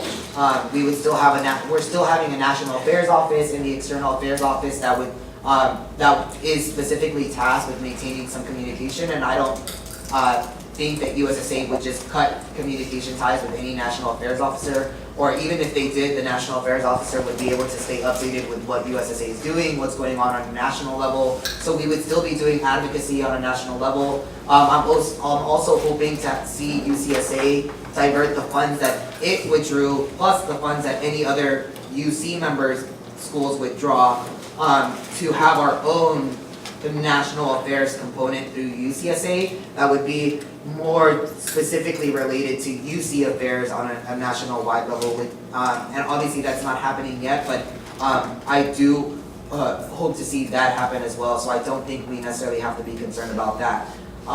So with all that being said, I know that there's people who disagree, and it's very unfortunate. I know that there's some people who have very personal relationships to USSA and USSA board members, but unfortunately, we cannot think of it in those terms. We have to think about it in the sense that, are we using this money effectively? And I would say that we're not. So with that being said, well, there's no action to be taken. I already asked for it to be taken out. It was already taken out. But that's my perspective, and that's why I did it. If you have any questions, I can definitely answer those. Thank you, Vice President of External Affairs, Abraham Balban. We have started the speakers list, and the first on the list is Senator Sylvia. Thank you. Okay, so bear with me. I have a few questions and a few points. Okay, one of the first things I want to say, I'm not really biased as far as UCSA goes or USSA, but so okay, one of the things is I fail to see how award distribution is relevant to this whole thing. Award distribution? Yeah, when you're talking about the awards, that's one of the things. Let me begin with asking you one question. Do you happen to know why exactly UCSA withdrew the $8,000 from USSA? Yeah, so basically everything that I said, they felt the same way. The people that voted for it. A lot of my rationale is directly, is pretty much a lot of the same concerns that UCSA has with USSA. Okay, so is it a lack of agreement on ideas as far as like statewide and or national-wise, or is it just because they don't agree with or UCSA doesn't agree, or USSA did not agree to recognize the things you guys suggested as UCSA. Yeah, well, I can say that for me at least, I don't feel like there's been significant progress or even attempt at progress on these asks. Okay. Okay, so you mentioned earlier that you don't think it's fair to pay $2,000 as a student body to have and not get fair representation on board. Can't we make a similar comparison to ASUCR? Not many people agree with ASUCR as a whole. However, don't you think it would be the same argument for them to be like, well, we want to withdraw the $12.50 that go to ASUCR? No, I don't think that it's a parallel situation because the UCR students are able to elect you as senators and they're directly represented, whereas the UCR students that go to Congress are able to select the board members if they're part of those caucuses. However, UCR students wouldn't have direct representation on the board necessarily. It really just depends on if a UCR student decides to run for a position and they win it. Well, from my knowledge, isn't Brianna Ross running for vice president? Yeah, but at that point she'll be an alumni of UCR. She won't actually be a UCR student, and also she is not necessarily, so I would say she's not necessarily representing UCR students. We could agree to disagree, but I think she would be taking the ideas that were presented to her by UCR students, and because she was a student here, she would actually be drawing those ideas and taking them with her to USSA. I think that rather than running away from the issue, they should be addressed. And I think by withdrawing from USSA, you're actually ignoring the idea or all the issues rather than facing them. No, I think USSA needs a catalyst for change, and I don't think that USSA is really going to take it seriously that there needs to be improvement in its structure if member organizations are complacent and stay members when we see a need for change. I think the fact that UCSA withdrew its money, the fact that UCR is withdrawing its money, and the fact that more organizations, at least I believe, are likely to withdraw their money if there's not a change. I think that that is something that would actually encourage them to make progress. And I think at that point, it would be perfectly great for us to rejoin. Oh, okay, so there's a possibility of rejoining. Yeah. Okay. Okay, well, with that being said, I do want to address once again that Brianna Ross is running for vice president, and I stand with her 100%, and I have 100% faith in her to do a great job. But thank you. Okay, thank you all. Next on the speakers list is Senator Freeland. Yeah. Thank you for bringing all that clarification into light, actually. The only other thing is I was going to ask just a few questions right off the bat. So when did UCSA actually withdraw its stake in USSA? April. Our April board meeting. Okay, and then also, so the conference fee is still in place. The $2,000 encompasses basically we'll still be able to send students to the conference. The $2,000 just entails just exactly the bullet point for me. It's kind of like just a membership fee. Membership, having the West Coast field organizer come visit, and no travel expenses in the conference fee, right? And we're actually supposed to pay $10,000, but we've just always only paid $2,000. Yeah, have other UCs followed on board with this? UCSA as a whole has. I haven't kept track of whether other individual UCs have withdrawn, but I know that other external affairs vice presidents had plans to. I just don't know if they actually carried through with them. So student representatives, apply to go to USSA's conference in the summer. They can still be board of directors. Everything else is the same. It's just the membership fee. Yeah. All right. Well, that's all I have to ask. Thank you. Thank you, Senator Freeland. Next person on the speakers list is Senator Summer Schaefer. Yeah, I yield my time to Aja Campbell, the West Coast Field Organizer, to clarify, or to any members of the gallery who would like to clarify. Okay, I'd like to just, like you said, clarify a few points. Yes. So I noticed that you had a I'm sorry, parliamentary procedure, I don't believe that you can yield time to people within the gallery. You can only yield time to people on the horseshoe to speak. Maybe this is something that can be addressed during public forum. Public comment? Public comment. There have been instances in the past where I have yielded my time to people of the public, and it was fine before, so. Well, I'm the new Mrs. Chairwoman, so, I mean, if you want her to like clarify over text and then you can speak on her behalf, that's totally okay, but we can proceed with the speakers list and you can add yourself at the end if that's something you prefer. Okay, then I still have lots of things to say. Okay, go ahead. So I have been working closely with USSA for the past year, and I'm working as a grow trainer right now, so I'm going to put that out there. I don't want that to be seen as a conflict of interest. I want to address a few things that Abe has brought up, because I have worked closely with this organization, and so I'm just going to shed the light on the things that I saw in a different light.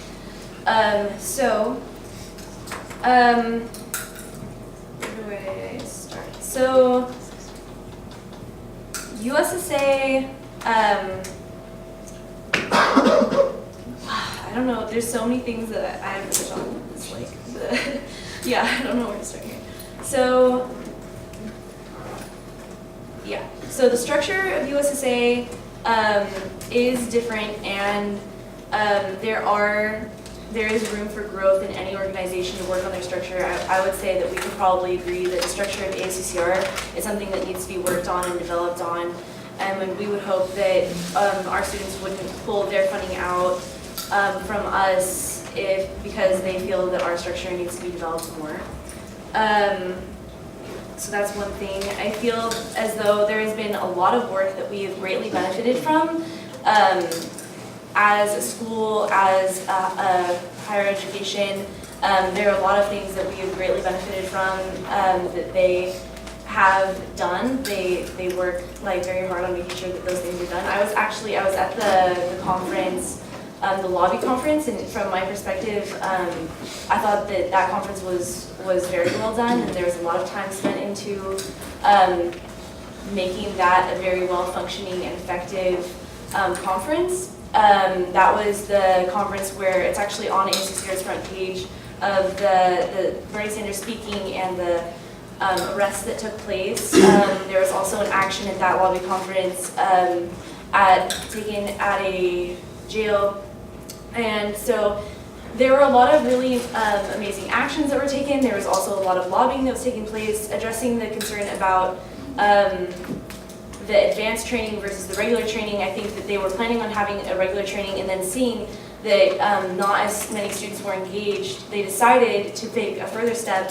and have their legislative director actually take students aside that had already had this training that they felt was redundant to make it even better and advance it.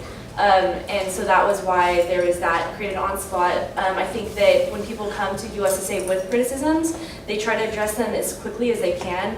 I do not sit on the UCSA board, so I do not know the relationship with USSA and UCSA as closely. However, I do think that there were a lot of other reasons besides the ones that Abe had stated why UCSA pulled out of USSA, including like conflicts, personal conflicts that may have happened, things more personally, issues that they had faced separately from the ones that Abe had mentioned that were a little bit more personal and are unrelated to how USSA functions as a whole. That's my own personal opinion. So I also think that if we're going to go to the conferences, that we should still be members. It doesn't make sense to say we're going to be able to go to these conferences, but we're not going to be able to have any boards sit, any members of our school sit on boards. So to say that just because there's a chance that someone might not be on board is not a good enough reason, then you're not allowing anyone to ever be on board for USSA if you're pulling out. That's not true. if we pull out, that doesn't mean that people can't be on board. Okay. That's not true at all. Okay, I'm sorry. I was mistaken. Okay. As for the climate of the conferences, that's something else I disagree on. I think that it's a very positive environment, and I would say it's even more positive than the ones that I've gone to through UCSA, and I think that's something that UCSA can work on, is the climate of their conferences. Okay. There are a lot of other things, so I'm just going to come back to it when I'm a little bit more collectivized, because I was planning on yielding my time. Thank you. Okay, thank you. Next person on the speakers list is Outreach Director Jessica Arquitas. So unfortunately, I have not been able to attend any of these conferences, so I'm kind of going to look at it as a, I mean, yeah, I am not part of this horseshoe, but like as a student at UCR. So I just kind of like, with some understanding the fact that like, Abe, you do have a position with UCSA, correct? Yeah. And then Wait, on UCSA? UCSA. So I just think like, with UCSA, like I saw that there was conflicts with like the idea of like, you know, improving these different organizations and things like that. At least like I'll be able to check Abe if he's doing something wrong. I don't know how I'll be able to, like, now I know that there's certain members from UCR that are board members.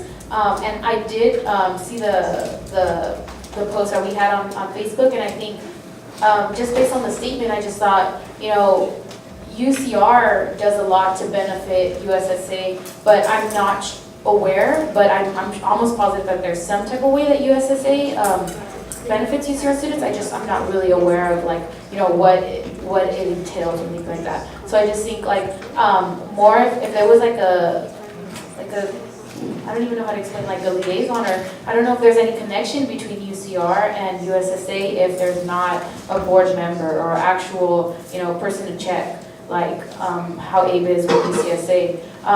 And I think this was a question that I wanted to ask. I don't know if Iris or Abe would be able to answer it, but because we're withdrawing the fees, is it possible to go through a finance hearing to receive fees again during that time? Okay, so even if we take away the money from the line, okay. Yeah, I think this really, so it's basically you're taking away the line item from your budget, just so that way, excuse me? For the operating budget, but if need be, you would be able to ask, oh, okay.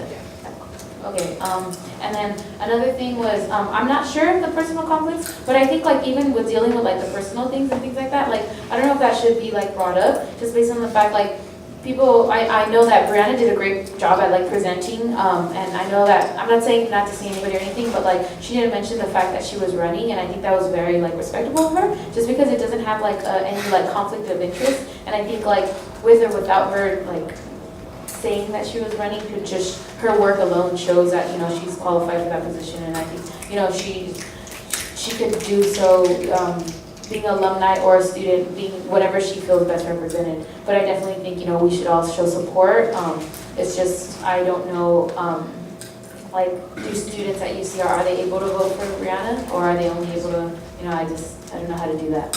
I don't know if that's a dumb question. Anybody who goes to Congress can vote. Okay. Okay, that's like all my clarifications and questions. Thank you. Thank you, Outreach Director. Before we move to the next speaker on the list, I'd like to kindly remind everyone that there are no food or drinks permitted within this space. And that also applies to members on the horseshoe. So if you don't have closed containers, please kindly put those on the floor to preserve the horseshoe. Thank you. Next person on the speakers list is Senator John Bell. Hey, I just had a quick question. So, right, the actual membership fee is $10,000, but we currently pay $3,000, correct? And I think you mentioned white in your speech, but I was going to ask, so let's say we decide to go out and we want to go back in, would we still pay $2,000 or would we have to pay $10,000? So what I would say is, I'm going to be talking to the next Vice President of External Affairs, and I think what I would say is there needs to be an understanding that once we see some type of progress from USSA in reforming their structure, that it would be, I think, great if we could actually fully fund them, which apparently hasn't been done in a while. That was my intention this year, that if I saw progress with the organization, I was not only not going to withdraw, but I was going to put in a finance request to fully fund them, but I didn't see that, so. The next year they could make a request, it's just that finance would have to evaluate whether that's something that can or should be done. Thank you.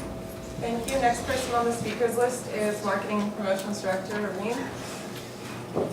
Yeah, just one comment made regarding this. I think if we're still going to be attending conferences, if we're still going to be sending delegates, we still have numerous students that sit on the board of committees in USSA, then I don't really see the correlation between that and pulling out, especially if it's just to, I don't know, send a message or say around the 2,000 that we normally send. I do believe that changing the institution from within and continuing to do so would be a good idea, especially since it was expressed that he's willing to go back should certain elements change. I think by leaving that space, we wouldn't really accomplish those goals, but by continuing to stay in it and continuing to fight for those, it would be better accomplished.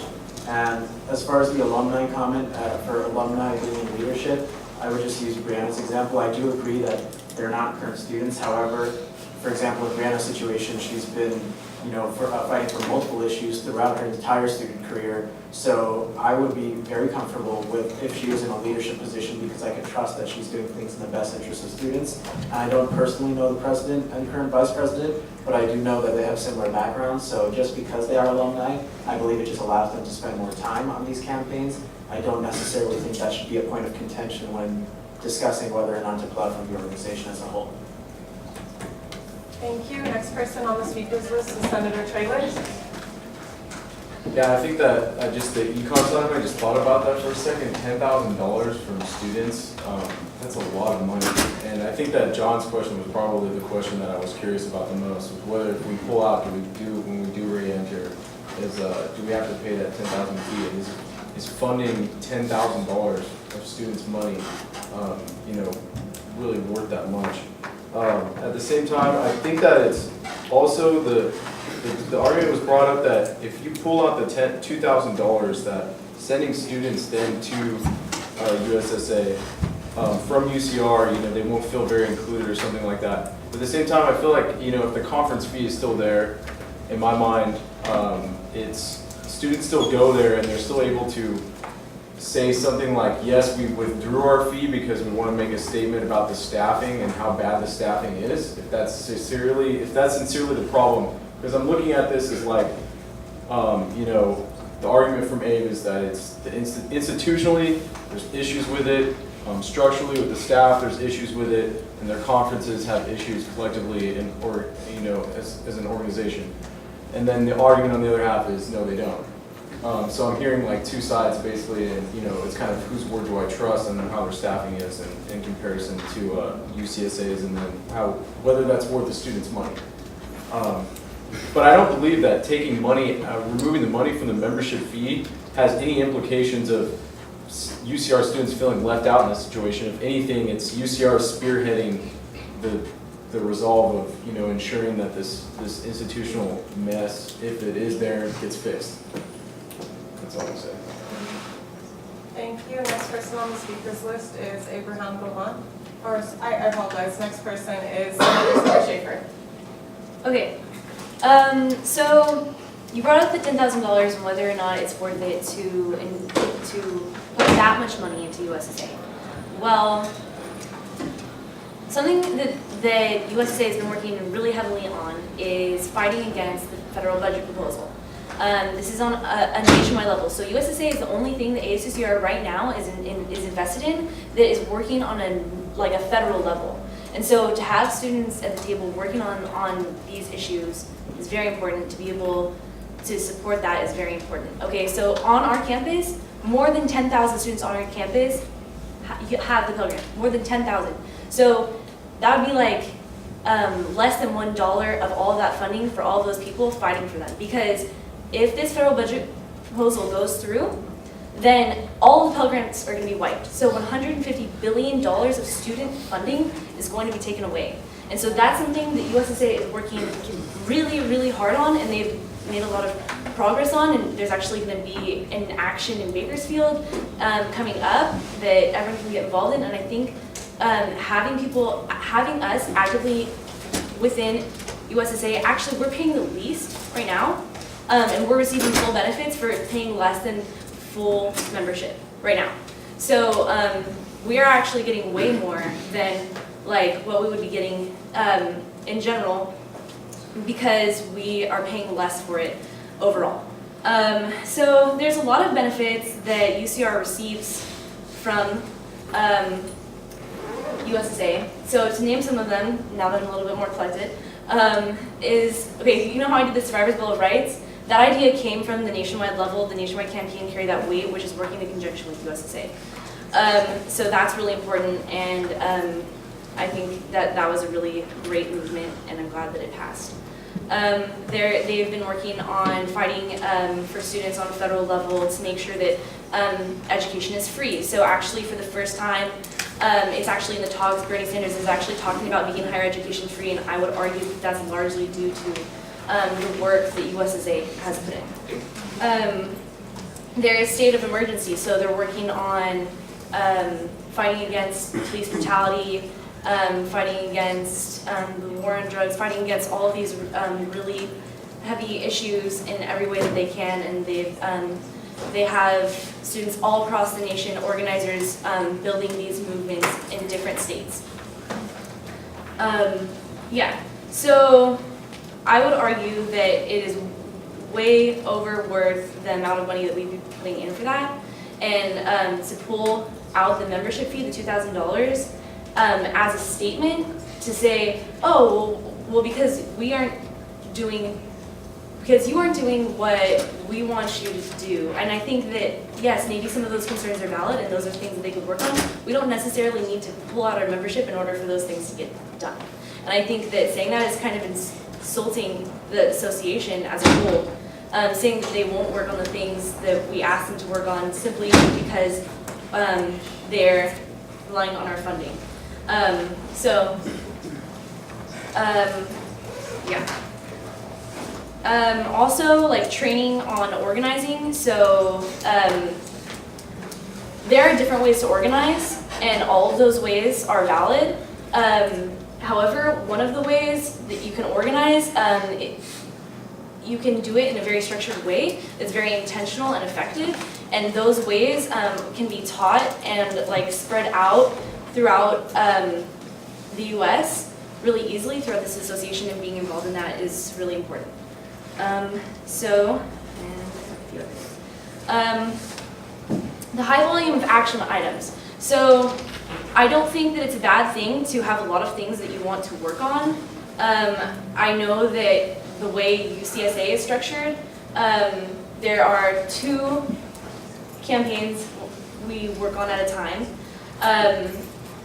And that's the way that it's been done, and then every 2 years, or each campaign is 2 years, and then every year you come up with a new campaign. It's not the same, and I think that is okay, and I think that's something that they're working on as well, but I think having a lot of things that you think are really important and having the students that are at Congress decide what those are is really important as well.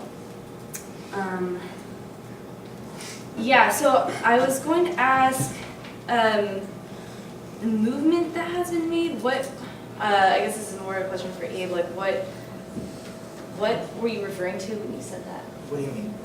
You were talking about that there was a movement that had been made. There was no clarification. I was wondering what that movement was. No, I said that a lot of the other external affairs VPs were concerned on the movement that USASA had made on the AAs and ARs that they have passed. But I said that I would leave it at that because that really wasn't one of my main concerns. My main concerns are all structural. Point of information. Is there a motion on the floor? Just because we're having a lot of discussion, but I believe there is a particular motion on the floor. No, there is not a motion on the floor. Can I move to amend the? Can I move to amend to strike out that specific, to add the $2,000 back for membership? President Councilor Plaza? I think you would just not, like, when you vote to approve the finance committee allocations, you would just vote no. Is there a way to vote on this issue separately?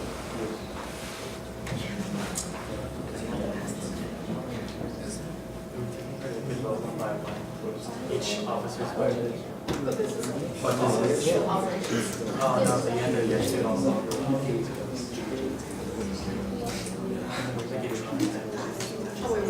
They did not pass the budget. There's no way for us to like check that specific office's budget. You could not pass the operational budget if you don't want us to have an operational budget for next year. No. That's not the You intent. have to go to finance. The intent is to only do that one section. But it's part of the whole budget, the operation. Because even if you divide the question and find in passing her committee report, then you just have to go through allocation, allocation, allocation, budget, budget, budget. But this is part of one big operational budget for ASUCR. So could we just sectionize everything and then vote on everything separately? in the They're gonna budget? vote on every single line item In our for budget. AS.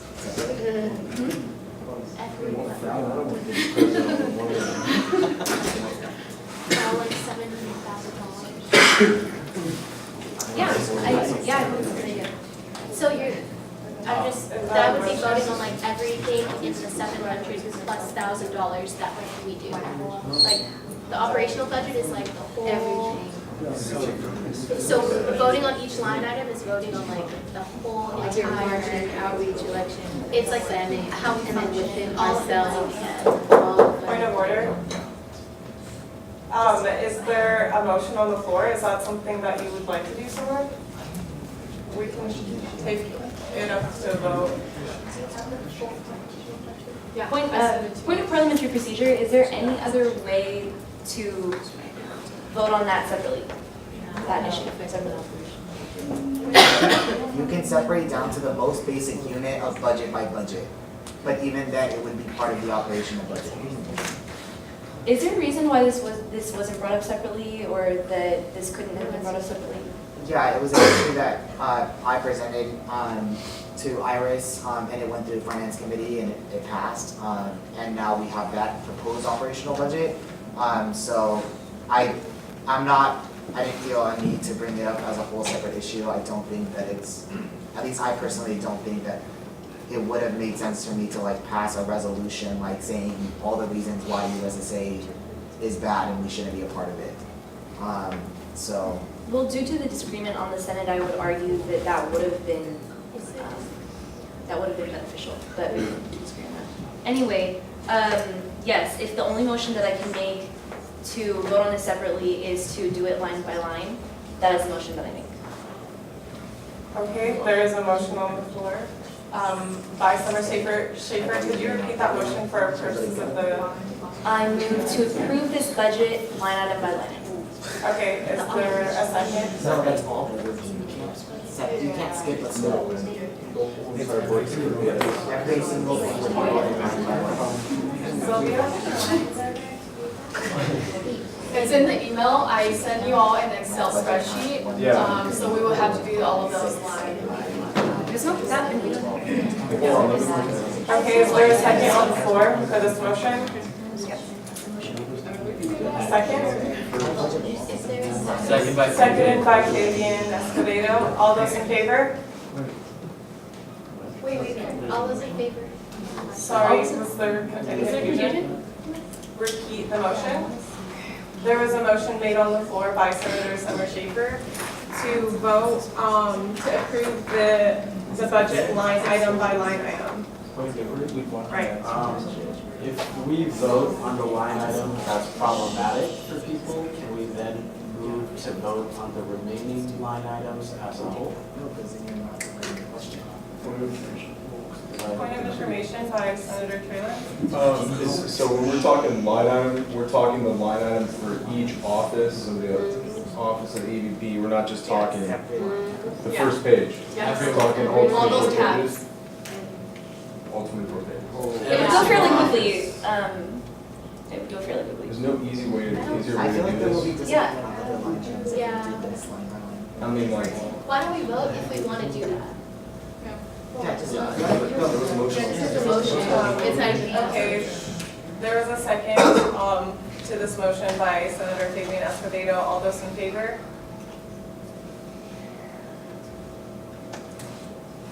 All those opposed?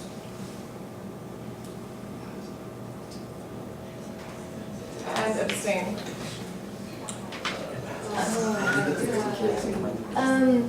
Point of parliamentary procedure. Abstentions are supposed to be used for if you don't have enough information or if, what are, can you? That's what they should be used for, but you can't force somebody to vote. Okay, I'm just clarifying that's what abstention is.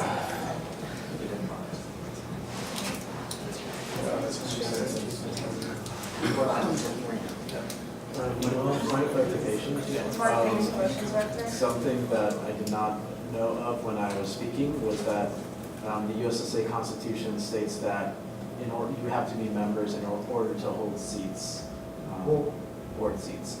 Yeah, I know that that's the way that USSA has interpreted it. However, I haven't necessarily seen anything that bars you from being on board as an individual if your campus is not a member. So that's where I got the impression, but I don't know if that's how USSA runs. So like as long as it's not like UCR as a whole, it's just like this member that happens to be. I don't know. I'm looking up the voting question.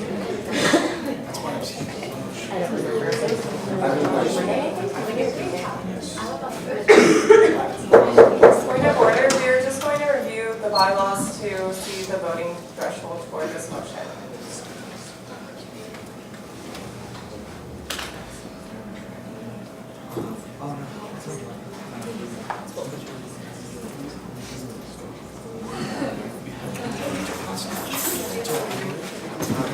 Okay, this motion required a majority vote, so with a vote of 4-3-5, this motion passes.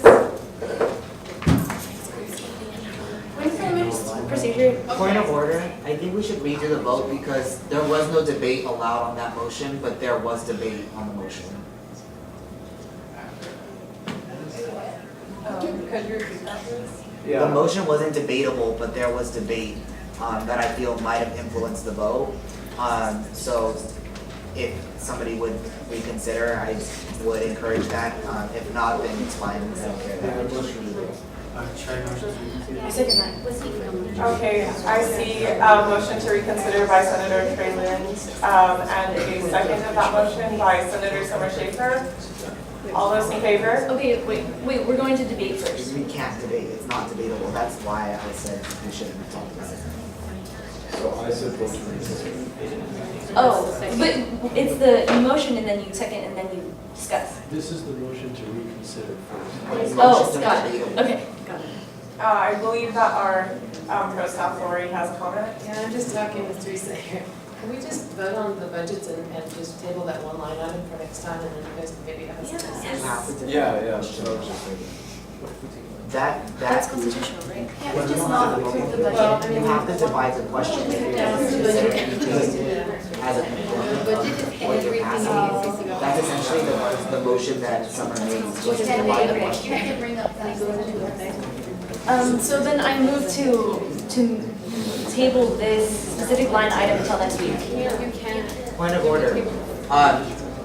From my understanding of what you're dividing the question, so basically the way that you would table this line item would be, once we get to it, when we're going through each line, then you would move to table it at that, if that's what you really want to do. I don't think you have to go through each one though. Well, you're dividing the question, you can't divide the question and isolate one component without actually dividing it step by step. So you can divide it by budget and then you can divide it by line, but I don't, at least from my understanding, you can't skip it. It's Teresa's suggestion, so I don't know. It would be the most optimal thing, yeah. Point of inquiry by Senator Sylvia. Would it be possible at all for finance to hold another meeting sometime and discuss this? I mean, there is still another Senate meeting next week. So then we could table this entire budget. We could table the entire budget and then take out that specific line item to vote on it separately for the next Senate meeting.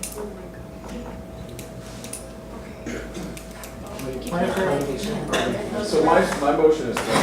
If you don't believe that you have enough information, you can always abstain from the vote. So. Okay. My motion to reconsider the vote that was originally made. Okay, Senator Trayland's motion was to reconsider the vote that was previously made. To vote on each individual. Was there a second to that motion? Seconded by Senator Summer Schaefer. And Rosine has a point of parliamentary procedure. I just looked up the Robert's Rules of Order newly revised, and so for that, it doesn't explicitly say you're not allowed to combine. What it says is, when you move to divide, you're dividing the question, so to seek approval of a series of propositions or resolutions on different subjects. So one of the subjects is this point of contention, whereas I don't think there seems to have been anything brought up about anything else in the budget. So that's just my interpretation of it. I think that we would be allowed to group some motions, but we're dividing one subject. VP of External Affairs. In this case, the subjects would be the different budgets. So one budget is the operational budget, one budget is my budget. So you can divide the question to consider it by budget, and then within those budgets, there's different subjects. One would be the USSA line item, one would be the whatever other operational things we have, and everything like that. That's how I've seen it done in UCSA. Every time that we've divided the question, you break it up by step into components. Oh yeah. Okay, and the motion that was made by Senator Trelin to reconsider is still on the floor. That motion was seconded by Senator Summer Schaefer. All those in favor? All those in favor to reconsider the vote that was just made. Could we just amend this like any other document? We took, my vote is the vote that we just made that just passed, is taking that away and starting over where we were just like 10 minutes ago. Yes. Point of order procedure. Could we divide this 24 times by the budget, and then when we get to the budget for the external budget, divide that one by line items? Yes. Okay, then I would suggest we do that. Instead of going to. So it'd be 24 votes, and then that one is, the executive vice president's will be on all of them. I think everybody would agree on that. Okay, But that was- before doing that, if that's a motion that you want to proceed with, then the motion that was placed on the floor previously would have to be withdrawn. Yeah, we just trained. Well, no, because we already put it in, go through every single line item, so we have to take it. Yeah, that's why we're voting to take that out. Yeah, so we need to continue with my vote. Okay, all of those in favor of reconsidering the vote? The last one we just made. There we go. Here we go.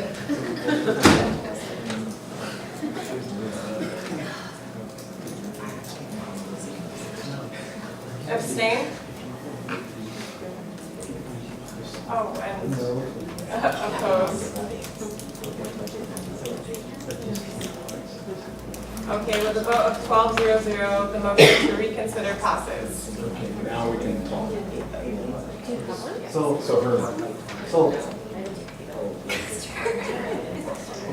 I move to consider all these budgets independently.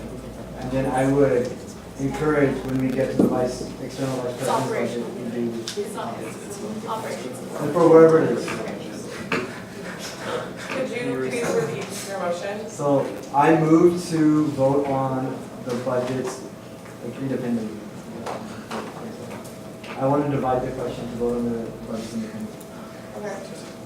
And the allocation. By Senator Katharina Zaika, all those in favor? With no discussion? Wait, no. Okay.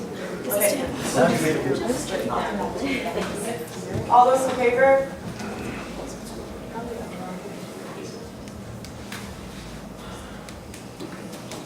All those opposed? And abstain?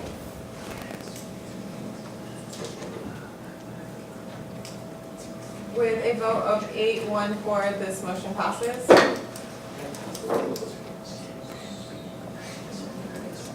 Okay.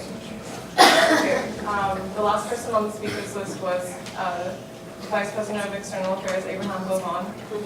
Yeah, so first off, I wanted to address, it was brought up that Brianna is running for vice president and we should support her, and I completely agree with that. I don't think that taking this question of whether we should be financially committed to an organization is synonymous to us not supporting Brianna, and I think that that's a really unfair tactic to use to get this not passed. I think it would be unfair to everybody who votes from a financial perspective of being members of this organization to make them seem as though they don't support a UCR alumni just because of that. So I wanted to make that clear. Also, I would say that if I were the senators, I would pay very close attention to the people that have spoken on the legitimacy of USSA and the work that they have done, and think about the interest that they have with regards to USSA. So for example, I don't work for USSA. I'm not running for a position in USSA. I'm saying these matters as objectively somebody who has experienced USSA and somebody who cares about the financial allocations that we have for future UCR students. Whereas I haven't heard a single person be able to legitimize USSA that isn't related to USSA in that way. And I would also encourage anybody who works for or is affiliated with USSA in that way to abstain from voting today. I feel like that's a big conflict of interest when you're voting. Also, I would say that it was brought up like, oh, every organization has structural deficiencies and whatnot. I completely agree. However, there's a difference because some organizations having structural deficiencies have actively tried to address the concerns that constituents have brought forward, and I feel like some organizations have not. I would say that ASUCR has consistently tried to improve itself structurally. We saw that by you all approving the amendments and having them voted on in the election. I haven't necessarily seen that same effort from USSA. And then also with legislative conference, I can say that I feel like it's difficult because I'm the only one here that really has experienced it and is able to tell you all, but I would think that you all as a Senate would take it more in consideration the fact that UCSA having members on the board that have experienced USSA and have worked with USSA throughout the year, all of them coming to at least a majority consensus that the asks that I was telling you were not met, I would think that that would speak for itself as well, especially for those of you that haven't experienced USSA yourselves. And also, I think it's completely unfair to say that we really rely on USSA to do federal work, because that's not true at all. There's a lot of students on this campus that care about federal issues and have been working on federal issues, and I'm sure there's still students that will continue to, and I'm sure that the Vice President of External Affairs in the future will make sure that we can do that. And I think it's really unfair to say that to kind of cast USSA as being the only organization that's doing effective organizing on federal issues, because that's not the case at all. And even if that wasn't the intention, that's at least how I perceived it. So I did want to clarify that. And with that, that's it. Okay, thank you. Senator Summer Schaefer. I would just like to respond to that last comment, saying that I did not say that it was the only effective national group that's working on issues on a federal level, or the only group that's been working on things on a federal level. I said that as of right now, there is no organization that we are paying into, or there's no organization that we are working with consistently that is working on this besides USSA. Cool. Okay, I see a hand by President Ford of Ms. Gonzalez. I move to call to question. Moved a motion to call the question. Is there a second? Seconded by Outreach Director Jessica Arquidez. All those in favor? Yeah, we did the motion to separate everything. Oh. Okay, all those in favor to call the question? One clarification, what is the question? We go straight to vote. Oh, okay. I've never heard that one before.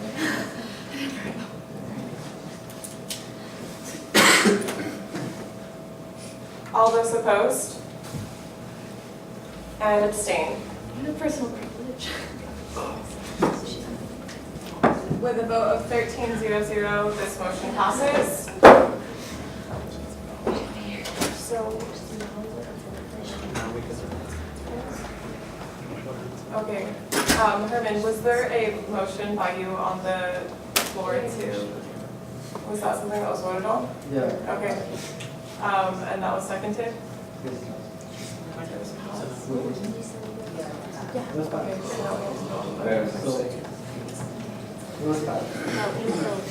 So let's go through the questions. Okay, yeah, so we want to start from the last tab, which is the Bears Den.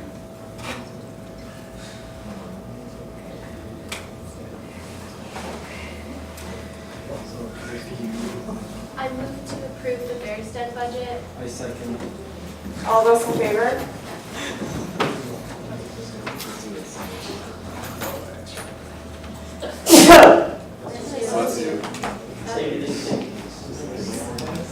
The last tab, the Bears Den. All those opposed? And abstain? Okay, with a vote of 12-0-0, the motion passes. Okay, and then next is the GCAB referenda budget.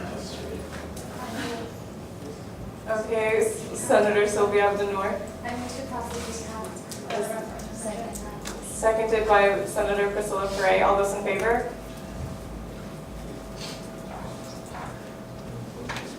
All those opposed? And abstain?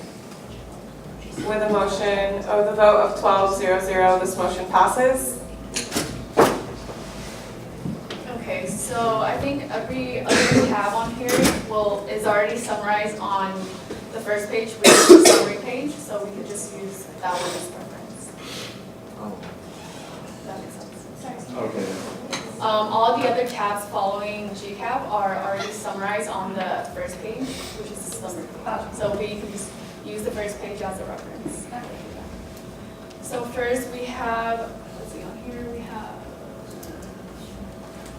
we have the elections budget, and it is a total of 14,570. I vote to approve the election. That's second. Okay, a motion to approve the elections budget by Senator Traylon, seconded by Stephanie Rose. Who was it seconded by? Okay, all those in favor? All those opposed? And abstained? With a vote of 13-0-0, this motion passes. I vote to approve the budget. Executive Vice President. Okay, a motion to approve the Executive Vice President budget made by Traylon, seconded by Medea. All those in favor? All those opposed? And abstained?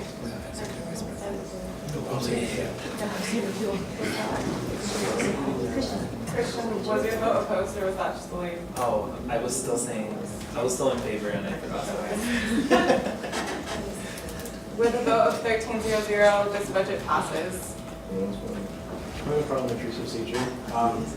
I checked chapter 24 of Robert's Rules of Order, and the last sentence on the first paragraph talks about the formality of a vote on dividing the question is generally dispensed with, as it is usually arranged by general consent.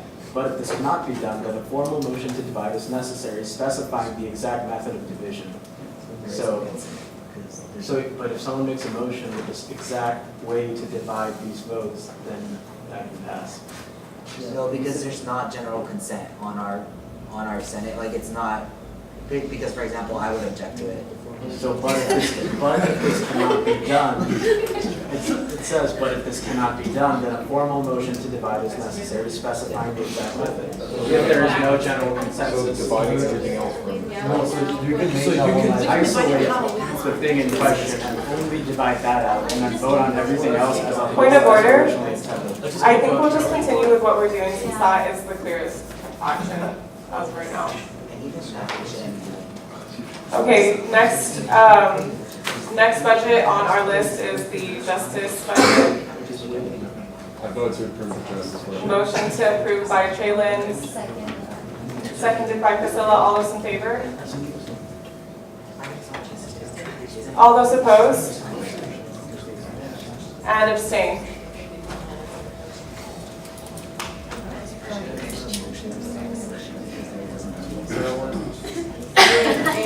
of 11-02, this motion passes. Next on our list is the budget for marketing and promotions director. Motion to approve by Senator John Dell, seconded by Commissioner Arnando. All those in favor?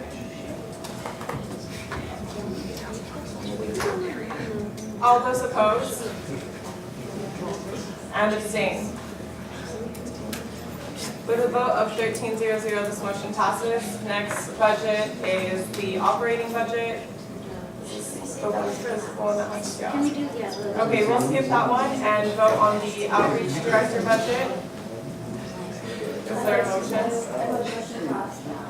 Okay, motion by Senator Sylvia Menor. All those in favor? Or sorry, seconded by Summer Schaefer. All those in favor? All those in favor? Okay, fine. Yeah, I will say it. All those opposed? Point of order.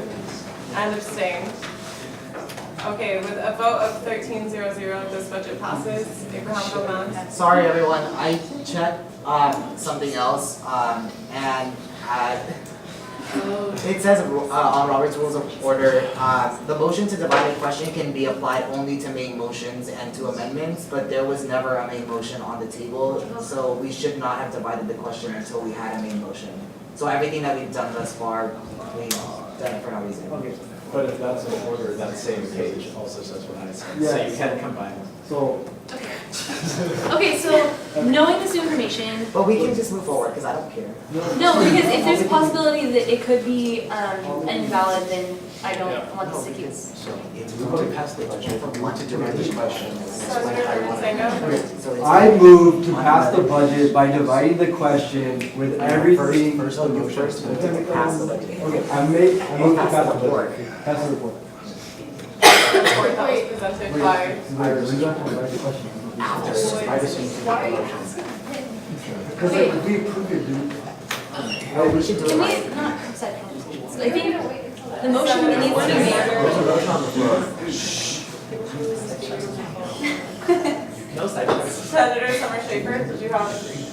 Yeah, so the motion would be to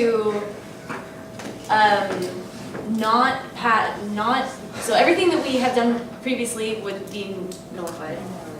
Right, it would not be. And then the motion would be to create a main amendment, so our main motion is to amend the external affairs budget by. What? You have to move to pass it first. Move to pass and then subsequently then add the Would you like to make the motion? Okay, so you have to make a motion to pass the report, and then you have to have that seconded. And then after that, you have to make a motion to divide the question by allocations and budgets. And then that has to pass, and then we have to start doing all that we just did. And then once we get to operational budget, or you can make a consent list apparently, and then that has to be seconded, and then once you do that, then you move to pass that, and then you go back to the specific line item and do the same thing. Okay, I see a hand by marketing and promotions director, Rubina Through. I move to pass Iris's report on budgets. I second. Sorry, point of clarification. Before that, I just have a change to make for Ashley's proposal. It was 375, not 348, 375. Sorry. Do we need to change that or? Well, not It was just wrong. Yeah, it was just wrong. It was. Okay, I believe that there was a motion on the floor by marketing and promotions director Dean and seconded by Senator Herman Zango. And that motion was to pass the budget as is. But we haven't voted on it yet. All those in favor? So now I move to make a consent list. You don't make a consent list, the person that makes the motion has to specify the division, and if that passes, it stands. For the passage. For the division of the question, in the division of the question, you gotta specify exactly how you'd like to divide it. Yeah, so I move to divide the question and I But move this to is make. a vote on the floor. Yeah, He's already it moving. can't go through. Oh, okay. Yeah, otherwise it's gonna happen. Yeah, right. So, you need to divide. Yeah, we have to divide it. Okay, all those in favor to approve the budget? No. No, we can't. I also move. Point of order. So he made a motion, I seconded it. Now I made a motion to divide. I move to divide. I want to collect everything together except for the line item under the operating budget for USSA. Okay. I'm going to parliamentary procedure, so the way that would work is you would vote on the operating expense, then that would go, and then you would resume the overall motion of passing the entire budget, because you've already divided out one part. Well, that's why you divide the question first and vote on whatever is problematic. And here, essentially, this is what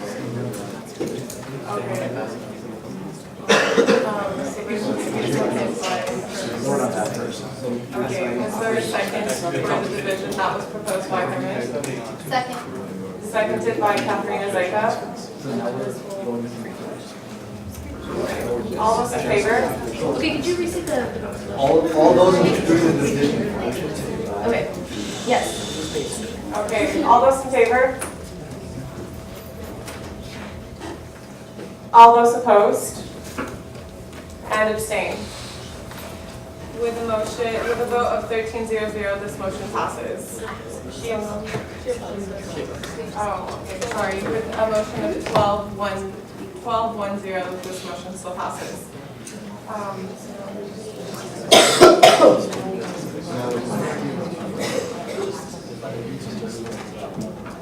Okay, so the first line item that will be voted on is the operating budget, USSA. The operating budget USSA item. Is there a motion on the floor?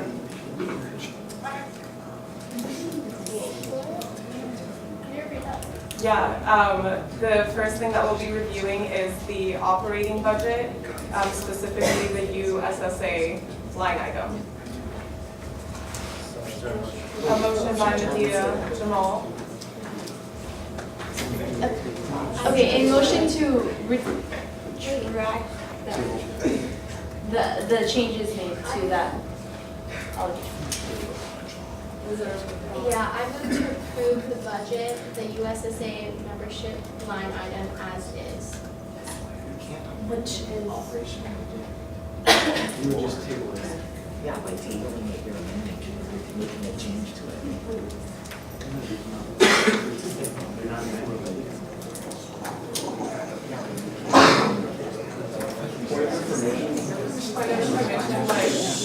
Can the law, in respects of what it is originally, can we just, so the vote would just to be leave the operating budget as is, correct? Or then,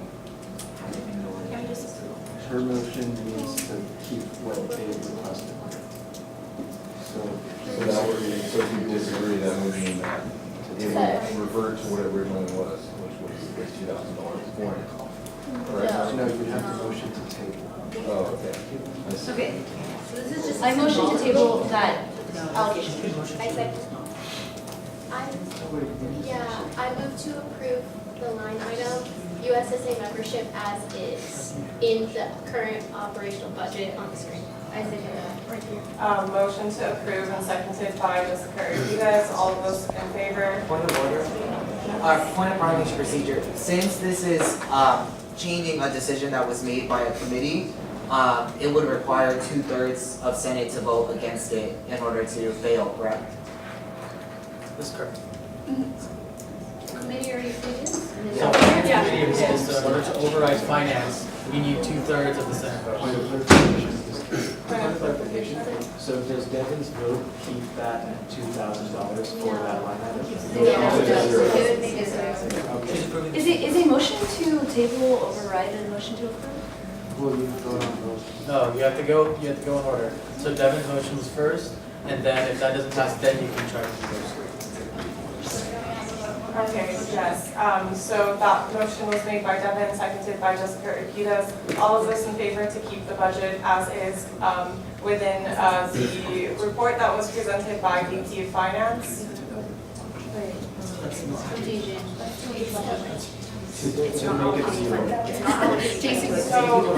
to keep it as is. In order to keep it the way that it was presented by the VP of Finance, which means that $0 would be given to USSA. And in order for this motion not to pass, to keep it the way that it is, we have to have a 2/3 vote against it. Does that make sense? Repeat it one more time so everyone's clear. Okay, so we're voting right now to keep the report that Iris presented as is. So that means that there will be $0 allocated to USSA. In order for this motion not to pass, 2/3 of the voting members have to be opposed. Okay. So all of those in favor in voting to keep this report as is.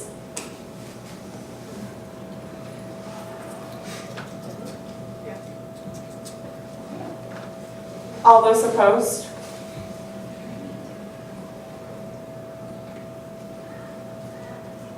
And abstain. Okay, with a vote of 4-7-0, this motion does not pass. Oh, 4-7-2. So wait, I move to approve the rest of the operational budget. I second. Motion to approve the rest of the operational budget. I object, so I can't make the motion that I had previously made? Because we're still deciding the question. Yeah, it was the budget. You can table it, we've already voted unless you reconsider.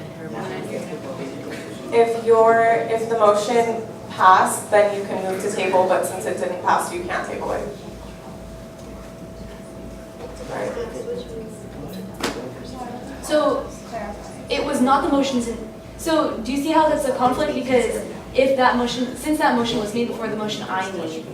Summer, it passed, so the 2000, my motion didn't pass, which means I voted to keep the $0 into USSA. It didn't pass, which means So the the $2,000 $2,000 goes to USSA. So you got what you wanted. Point of order, I understand that people disagree, but a vote has been made. If you disagree, you disagree. I think we should move forward. I don't see, Okay, I'm sorry, the reason why I thought that was because Abe said that it needed 2/3 in order for it to fail. fail. And so it didn't get 2/3, and because of that, it did not fail. No. You let us, I'm sorry, I'm just clarifying. I move to reconsider, I move to reconsider. You didn't vote. There has to be someone who There has to be somebody who Yeah, voted. I would There has to be somebody who voted. I would strongly urge someone to reconsider because that information wasn't provided. Why do we need to do this? Well, because of this child is about to make a motion. All that they wanted, But to motion to $2,000 table goes to doesn't take precedence over a USSA. motion to pass. You still have to consider that. If I understand it. Point of order. Reverse motion.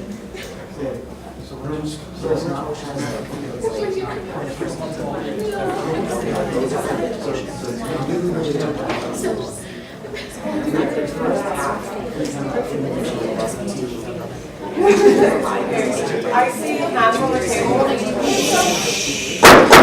Someone just kind of explain to everyone very slowly what just happened right now.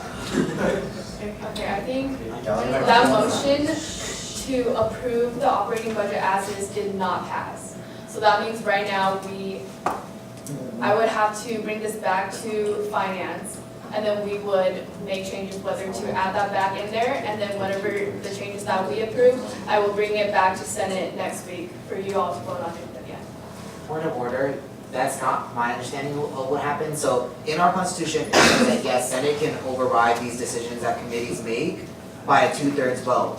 So the decision that the committee made, already Finance Committee approved this budget with the membership dues for USSA taken away. So you all would have had to vote 2/3 to change that. But it was only 4-7-0. So you would have needed, how many people are here right now? 13, so you would have needed 213. Well, it was out of 11, so they guess. Yeah, isn't that the argument you made to Chancellor? No, I'm not talking about present and voting.